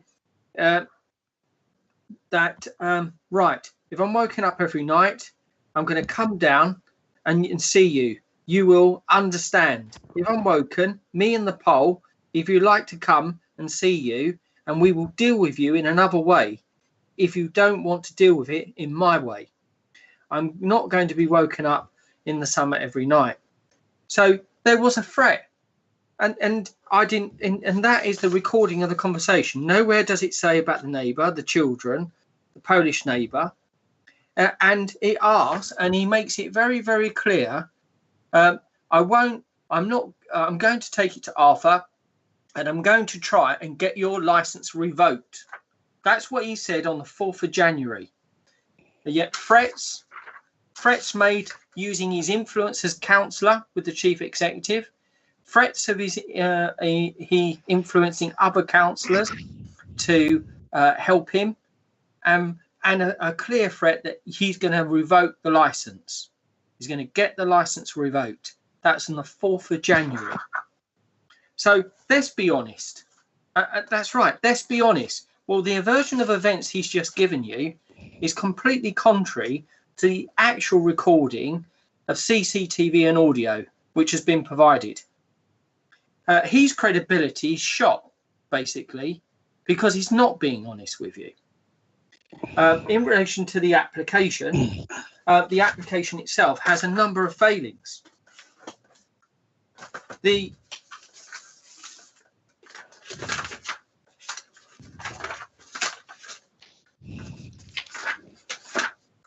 So on page 14 of the application, it refers to the 26th of July, where there's a fire outside, you remember, and an ambulance. But this was an unrelated matter where we had called the police. He hadn't witnessed it. He's put down these times, but actually, luckily for us, we had the police records that showed it wasn't anything like that. So this is not true.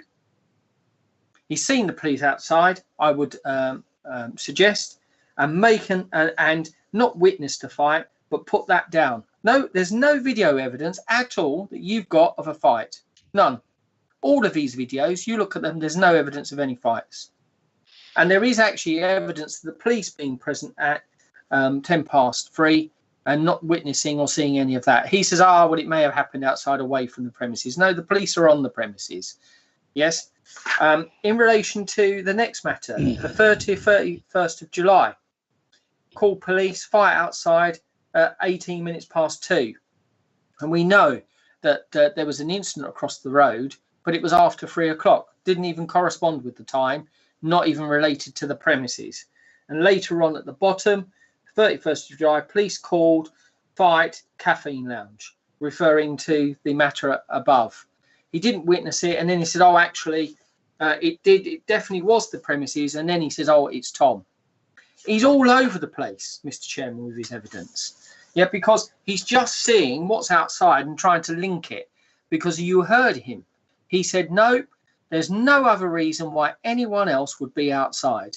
And then he had to accept, well, there are other people outside, but only 10%, maybe 1 in 10. Look, the thing is, he is blindsided. He has a complete bias. He's been spoken to the police for using the threatening behaviour, yeah, and don't do it again. He's already threatened to revoke the licence and invoke all the powers that he has as a councillor to influence others. You've just heard him in his closing.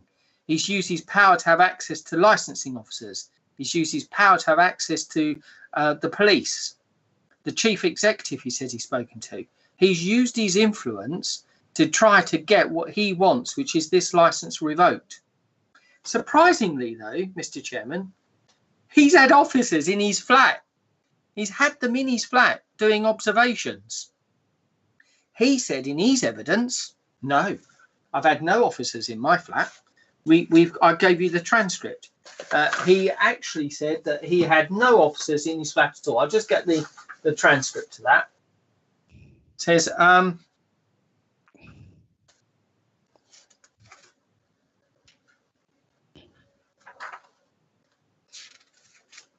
bear me 1 minute.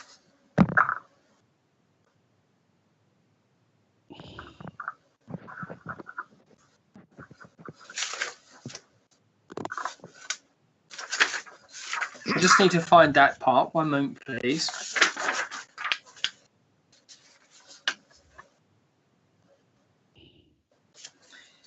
At 3 hours 28 minutes in the recording of the first hearing, I've said to a number of questions. I'm just asking that you completed logs, recorded dates, time, and sent those to the local authority. They haven't. You don't seem to see them in the agenda. He says, no, I don't see them in the agenda. No, you have had officers visit your home, particularly in the bedroom, late at night, monitoring the sound, installing noise monitoring equipment in your bedroom. He says, there's been no monitoring of sound in my house. That was his reply. So is he lying? Because it's very important. Or are the officers lying? Or actually, is it a mixture of both? That they're misleading you? Officers have been in his flat, and I believe it, because 2 officers say they have. Les King said he has. He made notes. He made observations. None of that evidence has been disclosed. There's slight reference to a statement, which I'll come back to, but it hasn't been disclosed.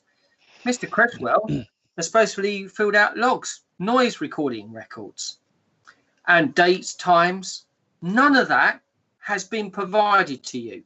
None of that has been provided to us, because clearly we do have recording equipment. We have CCTV, we have audio equipment. So we can go and say, did that happen or didn't it happen? Because we've got the systems to check. Something's gone on here, which is you'll have to make a judgment on. But Mr. Cresswell has made an application. He's made threats of using his influence to get revocation. He's had officers in his flats, but none of those officers' recordings have been made available. No record has been made available. Councillor Cresswell has denied that having officers in. Was that because he knew that the evidence that they had collected hadn't been sufficient? Doesn't do the job. So it's never been disclosed because they've been in. You would expect them, Mr. Chairman. A councillor having this influence, the officers have been in, nothing. Because I tell you what, as you all know, if there was anything, you'd have it. Absolutely, you'd have it. If there was anything against the premises, how it operates at the back, you would have that evidence against us from the applicant, the councillor, the neighbour facing Great Eastern Road, the only neighbour facing Great Eastern Road in this review. No evidence at all. What you do have as evidence is vexatious, threats of influence, threats of revoke the licence, and inappropriate conduct and behaviour. Now, what do we have? If we move on then to Mr. Dorrington, he has a recording machine in his home. Everyone knows about it. Well, everyone in the sense that needs to know. Mr. Cresswell knows about it. Tom Cresswell will know about it. They all know about it. What's quite fascinating is that the machine is put there. It doesn't have eyes. It can't work out. It records noise, but it can't tell you where it's coming from.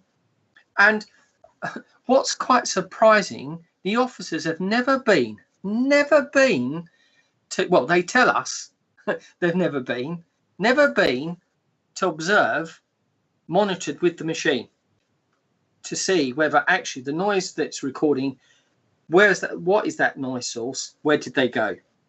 What were they doing? That would be, I would say, normal practice, because they're corroborating what the machine is hearing. And also to double check that maybe no one is abusing that machine, because obviously if someone knows it's in place, the officer accepts. It can be manipulated because it's their recording. You click it, you can make a noise outside. That's it. And you can repeat that process if you know it's over a weekend. Right, come on, we want this closed. Let's get on with it. Let's make a racket for the weekend. Let's try to make sure we make a noise. And we go click, click, click. I didn't say it can be manipulated, Mr. Chairman. And there is no corroborating evidence from the officers about that machine. And all that machine can tell you is that there is a noise, but it can't tell you whether it is someone unconnected with the premises, so someone walking by using the alleyway, and we've got evidence of that shows there are matters arising that are not connected. It could be malicious, and obviously I have to accept some noise could be from us, but you can't work out what is, what isn't. Now, in relation to Mr. Dorrington and the officers have only been to this premises once to observe it during its operation in the evening. So from January all the way round to this review hearing where evidence can be served, only one observation has been provided to you and undertaken. That's it. So, and that observation you'll find in the pack. I'll deal with that now.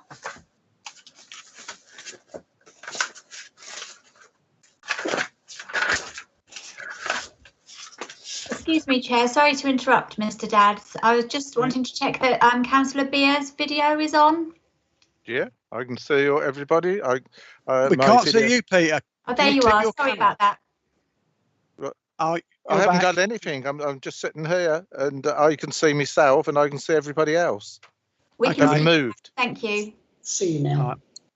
Can you still see me? Yes. Yeah, we can. Good, okay, good. Mr. Dadds, carry on. Thank you. So the only observation made by officers can be found at page 36. And it's the 4 paragraphs where the environmental health officers are there from 12 to 15:15. At midnight, approximately 6 people outside. Roped off area. Noise was good-natured, but likely to be audible in nearby bedrooms. They didn't go into nearby bedrooms. Approximately 15:15, individual small groups coming from King Street to Cafe Lounge, sometimes congregating in the street before entering. Now we have then the comments 1:45 saying 15 to 20 people, good-natured, outside, but likely to disturb inside the flats. But remember, we don't have any observations within the flats. They've been inside and made observations, but not provided the records, Mr. Chairman. So they're saying, well, this might disturb people in the flats. They've been in the flats and provided no evidence of what they found in the flat. Then they go on to say no visible audio attempts staff to ask people to be quiet to reduce the noise. And then there's a comment of whilst inside a flat, they look at what happens in the precinct. But that is all that they record as going on inside the flat and all that's going on in their observation. That's out of everything you've got. So throw enough mud and hope some of it sticks.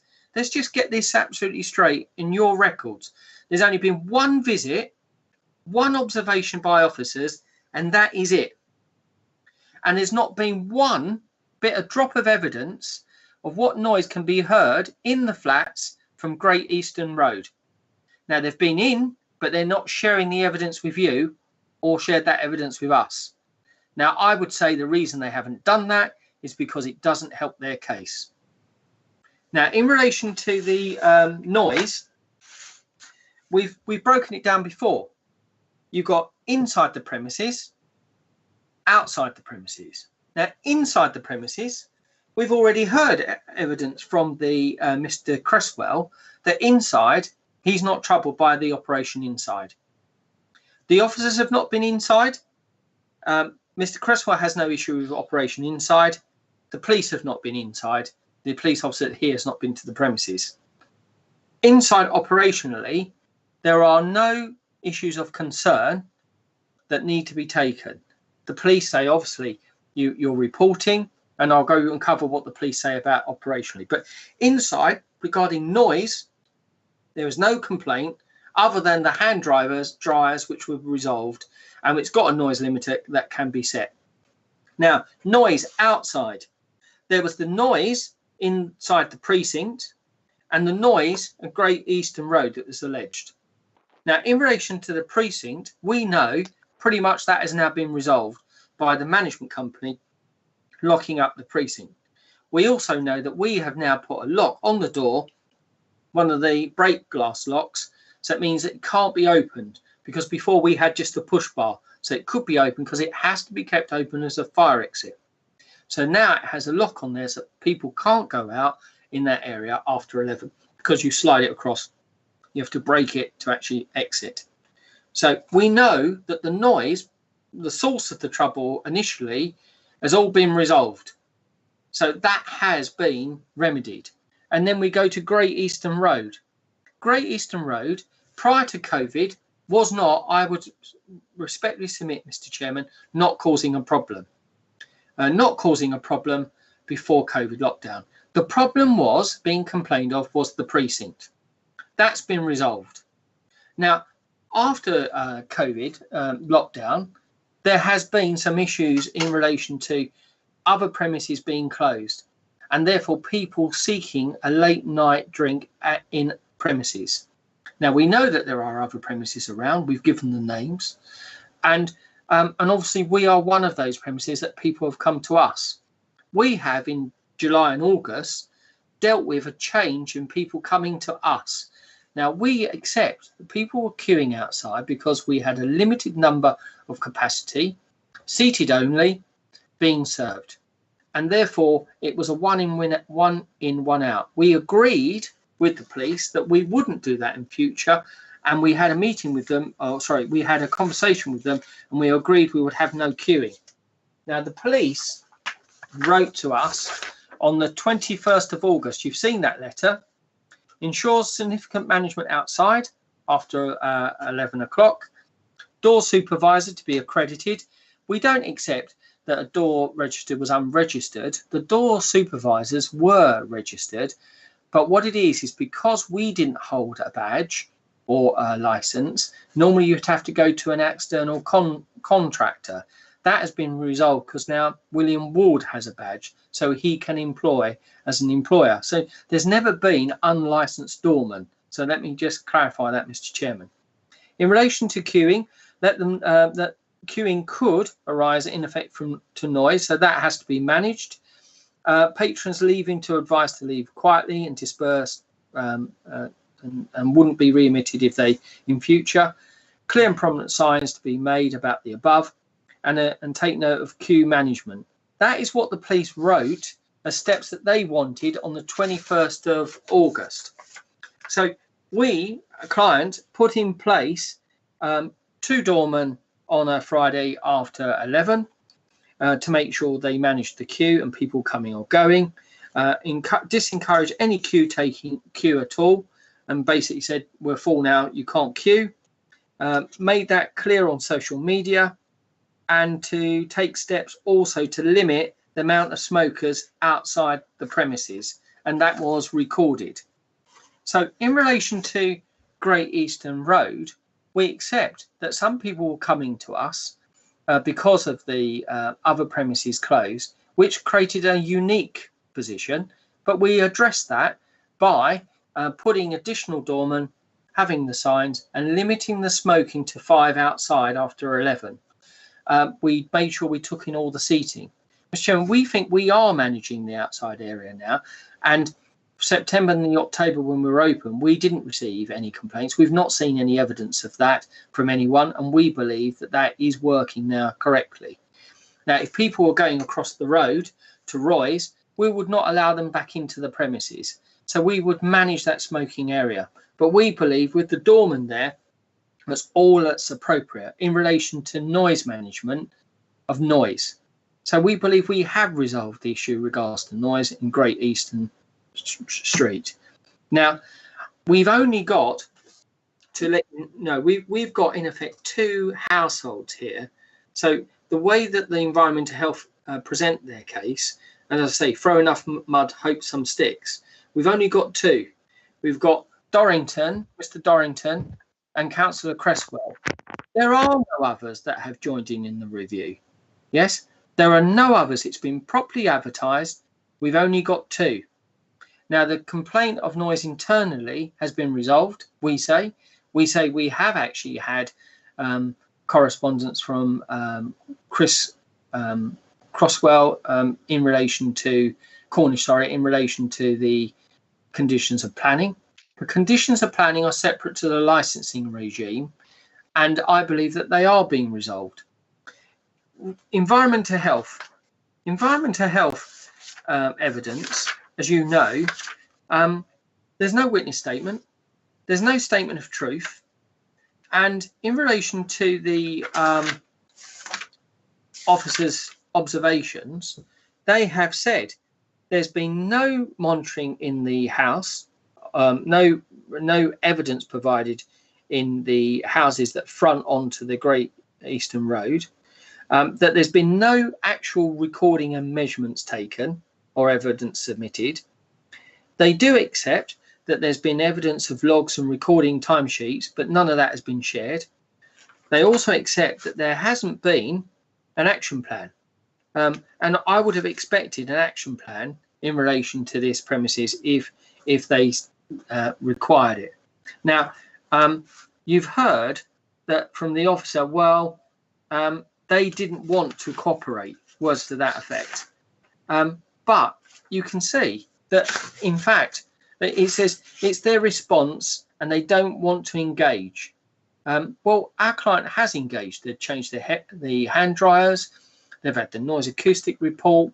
They've had lots of issues with Councillor Cresswell, but obviously they don't accept what Councillor Cresswell has been saying, and have had concerns about the truthfulness of what he says. And why can't they? Why can't they say we don't accept what this gentleman says, and have a sit down and have a discussion?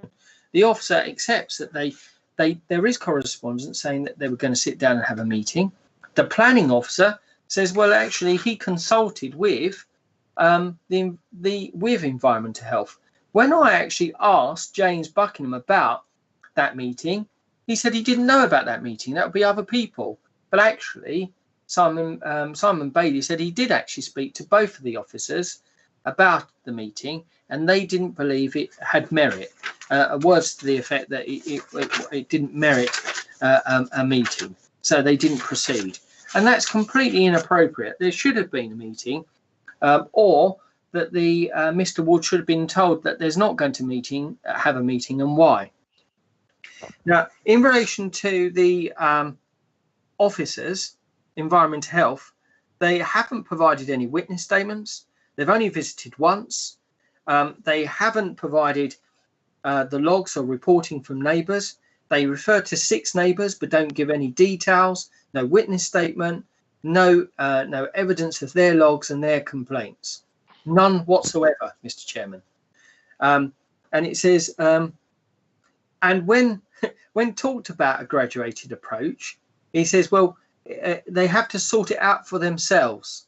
But as we all know, good relationships, partnership, you work together and you try to discuss it and resolve the issues. In relation to writing to them, they've only written to them on 2 occasions only, setting out that complaints they had. One was in January, one was in March. That's in your primary evidence. There's no letters after that date, other than the correspondence that I've referred to about the noise abatement notice. So that is, in effect, the environmental health. The environmental health officer, when I asked him about what goes on inside, so he said, and when you allowed James Buckingham to speak again, he turned around and said that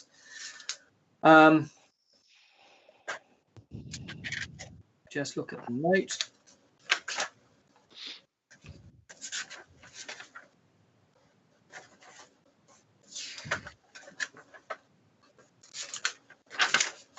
Excuse me 1 minute.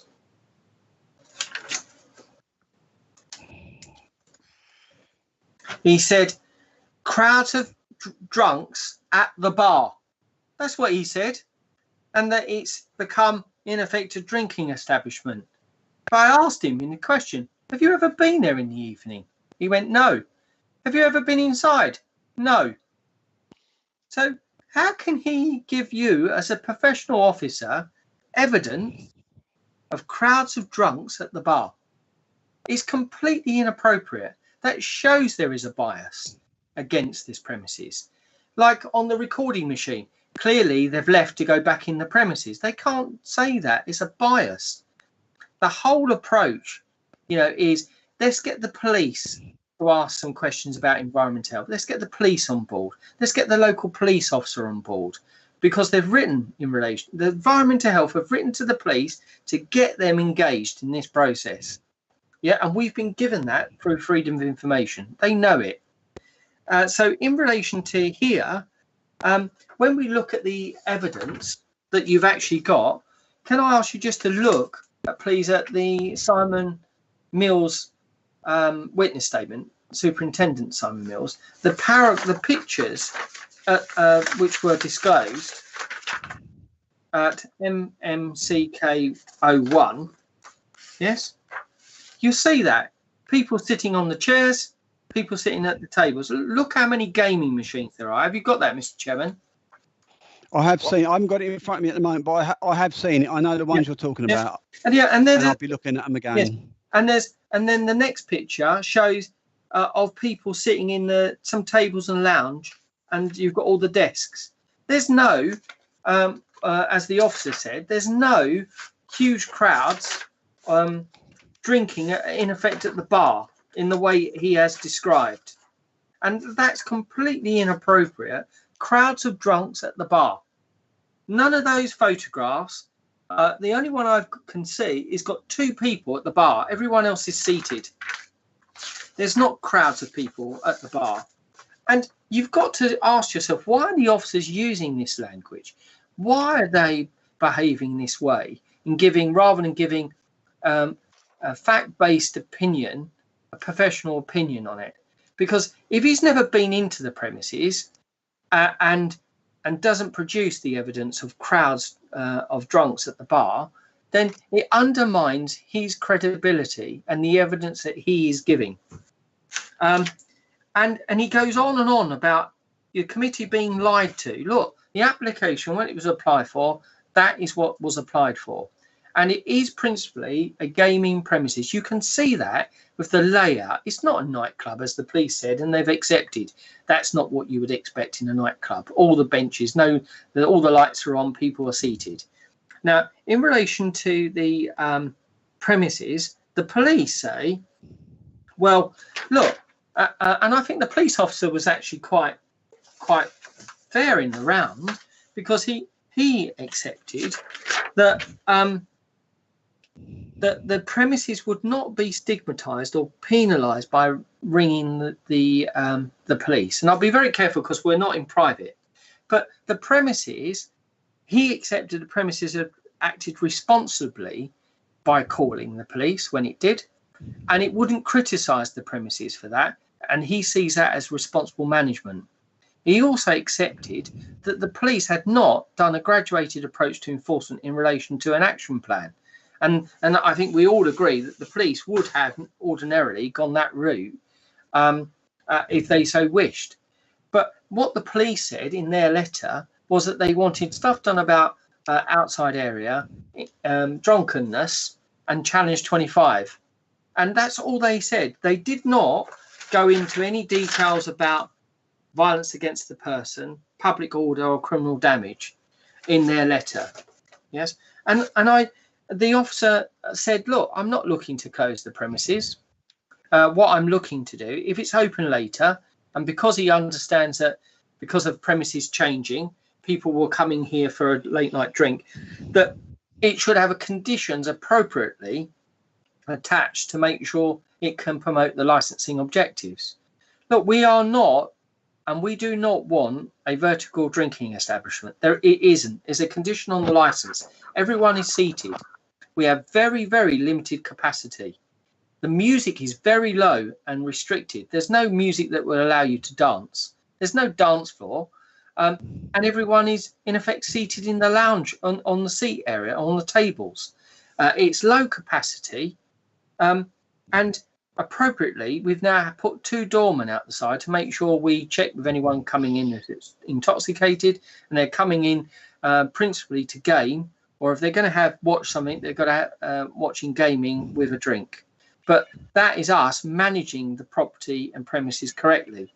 The police, I've been really critical of the police's evidence, and I'm not going to obviously summarise all that again. You've heard me before, but we know that the officers accepted that there will be matters that have been referred to that don't have a causal link to the premises, that they didn't have a proper police analyst to do their report. The police statement or representation was not signed and have a statement of truth, and that the officer accepts that there were a number of matters that had no direct causal link to the premises. The violence against the person, for example, there were 6 matters complained of, 3 have no causal connection. 1 was a spitting at the DPS, 1 was a common assault, refusal of service, and the other one was the assault of Mr. Ward we went through. Now, in relation to the police, there was no action plan. They talked about a graduated approach. The steps that the police have asked for, I believe, are reasonable and proportionate, and we have put them into place. And that since we've put those into place, we say we've had no further complaint regarding outside area, and it is being managed responsibly. In relation to drugs, because it's on the public record and it's now been commented on by Councillor Cresswell, I better comment on that now. There are only 7 matters complained of, and all of them have been phoned in by us, of us seeing people or suspecting someone involved in drugs, and we have dealt with it professionally and responsibly. And the police said that it was responsible management of us of the premises, and licensed premises should not be penalised or stigmatised for calling in, because it is about a partnership working. In relation to the police evidence, I asked you to look at the causal link, but as the officer said, they're not looking to close the premises. What they're looking for is that now post COVID-19 and the nightclubs are closed, to put some steps in place to just deal with those issues. And I believe having the 2 doormen on the Friday and Saturday, predominantly the matters are arising in relation to those days. And Mr. Ward has now got an SIA badge, and he's been trained too. And he always has appropriate staff in the evening anyway, but now being assisted by the 2 doormen, limiting the number of smokers outside and no queuing. Mr. Chairman, I could go on and on and on about the evidence that you've had and heard, but in summary, we have had, in effect, a lot of piggybacking. We've had 2 full representations from Environmental Health Department, doubling up on their representation, but only 1 visit and no witness statements. In relation to residents, we've only got actually 2. One councillor living further away that's not given evidence, but only 2 residents.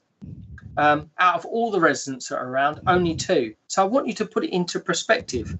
And one of those residents, we say, has not been candid with you, less than honest, and that the evidence is questionable. And particularly, remember in your mind, that councillor said, I'm going to revoke your licence. I'm going to use my influence to draw on it and get you closed, basically, by speaking to the councillors, getting people on board and rallying around. And then that's, and the police, coming back to the police, additional steps required in their letter. I say that we should have been at a stage where we were sitting down doing an action plan to deal with, in effect, what is post-COVID lockdown in July and August. That's what happened. We've now addressed it, and there are no further steps required because we've put in place the 2 doormen, limiting the smoking, which you can put as conditions on the licence, and that the conditions offered by the police. Remember, we did write to the council saying that we have door supervisors managing the queues from 11 o'clock, which we did. We don't encourage people to queue. We've given that message on social media, and that the hand dryers and the cooling fan had been addressed. So we have taken steps to actually deal with the issues arising. I think it's about proportionality. We spent 3 days on, in effect, the 2 residents that have joined the review, dealing with their evidence, and we've put those steps in place already. So unless I can assist you further, Mr. Chairman, I ask that that's all that's required in relation to this premises. Okay, thank you, Mr. Dadds, for your presentation. What I'll do now is I think everyone has had satisfactory time to say their side of it all. It's been 3 days. So what I'll do now is I'll do exclusion of the press, and we'll go into private session to deliberate.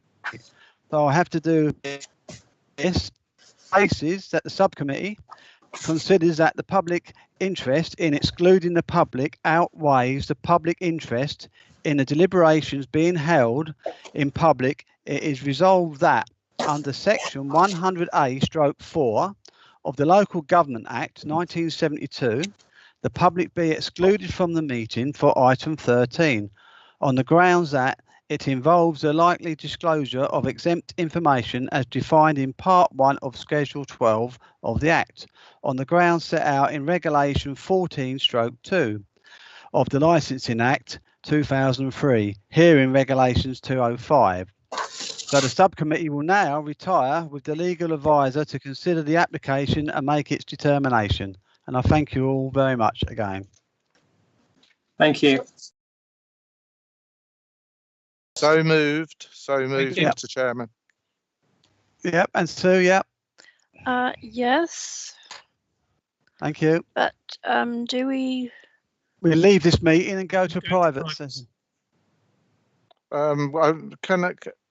Councillor Carpenter, had you finished? I was just wondering if there was anything else that the legal officer wished to say to us about the timing for our determination. It seems to me there's a huge amount that we need to consider. I think it's appropriate to go into private session to consider that aspect and then come back once a decision has been taken. Fine. Okay, so Okay. Thank we're you. going into private. Fine. Thank you. Thank you.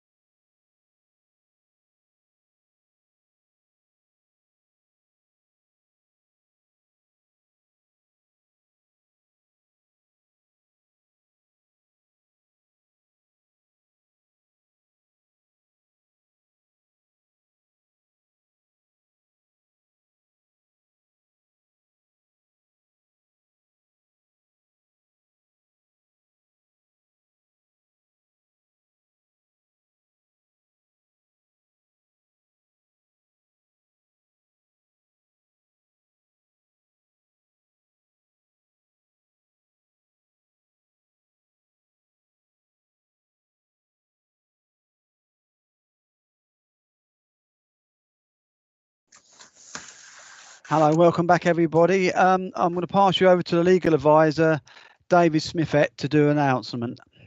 I'm grateful, Mr. Chairman. You've all been very patient. We're all grateful for your time. Clearly, the determination of this application is covered by Regulation 26 of the 2005 regulations. Subsection 1 deals with a number of situations where the authority is required to make its determination at the conclusion of this hearing. This particular review is not covered under those particular examples, but is covered by subsection 2, which states in any other case, the authority must make its determination within the period of 5 working days, beginning with the day or the last day on which the hearing was held. The committee have made clear that given the number of representations which have been made to it, both in writing and also before 3 days of quite lively discussion, it would be appropriate for the committee to be able to consider all those representations in such a way that any determination is seen as a fair and right one, with the committee having taken all appropriate time. In those circumstances, the committee has taken the view that they will be taking up the option of providing its written determination within the 5 working days laid out within Rule 26.2, which means by close of play on Monday, the 7th of December 2020. And in those circumstances, that will be when the written decision of the committee will be made known to the applicant, responsible authorities, the licence holder and other participants for them to read. And in those circumstances, that's the decision with regards to determination that the committee have arrived to. And in those circumstances, I'll now briefly, Mr. Dadds.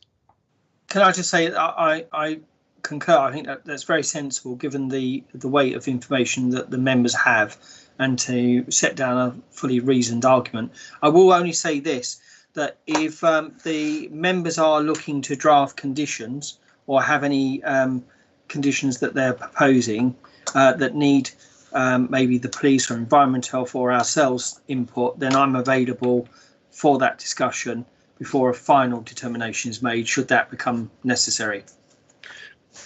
I'm grateful, Mr. Dadds, for that. I think the committee would just like to make it known that they have made no decision. They will be considering all the representations, and I'm grateful to Mr. Dadds for your offer, if that's appropriate at that time. I'm grateful for that, and I'm sure the committee is welcomes that as well. Yeah. So I will just return the review hearing to Councillor Newman. Okay, thank you, David. Well, I'd like to thank everyone present who's attended the meeting and for their time. It's been a long 3 days. We will give it plenty of time to look into this, and I will now close the meeting, and thank you all very much. Thank you, councillors.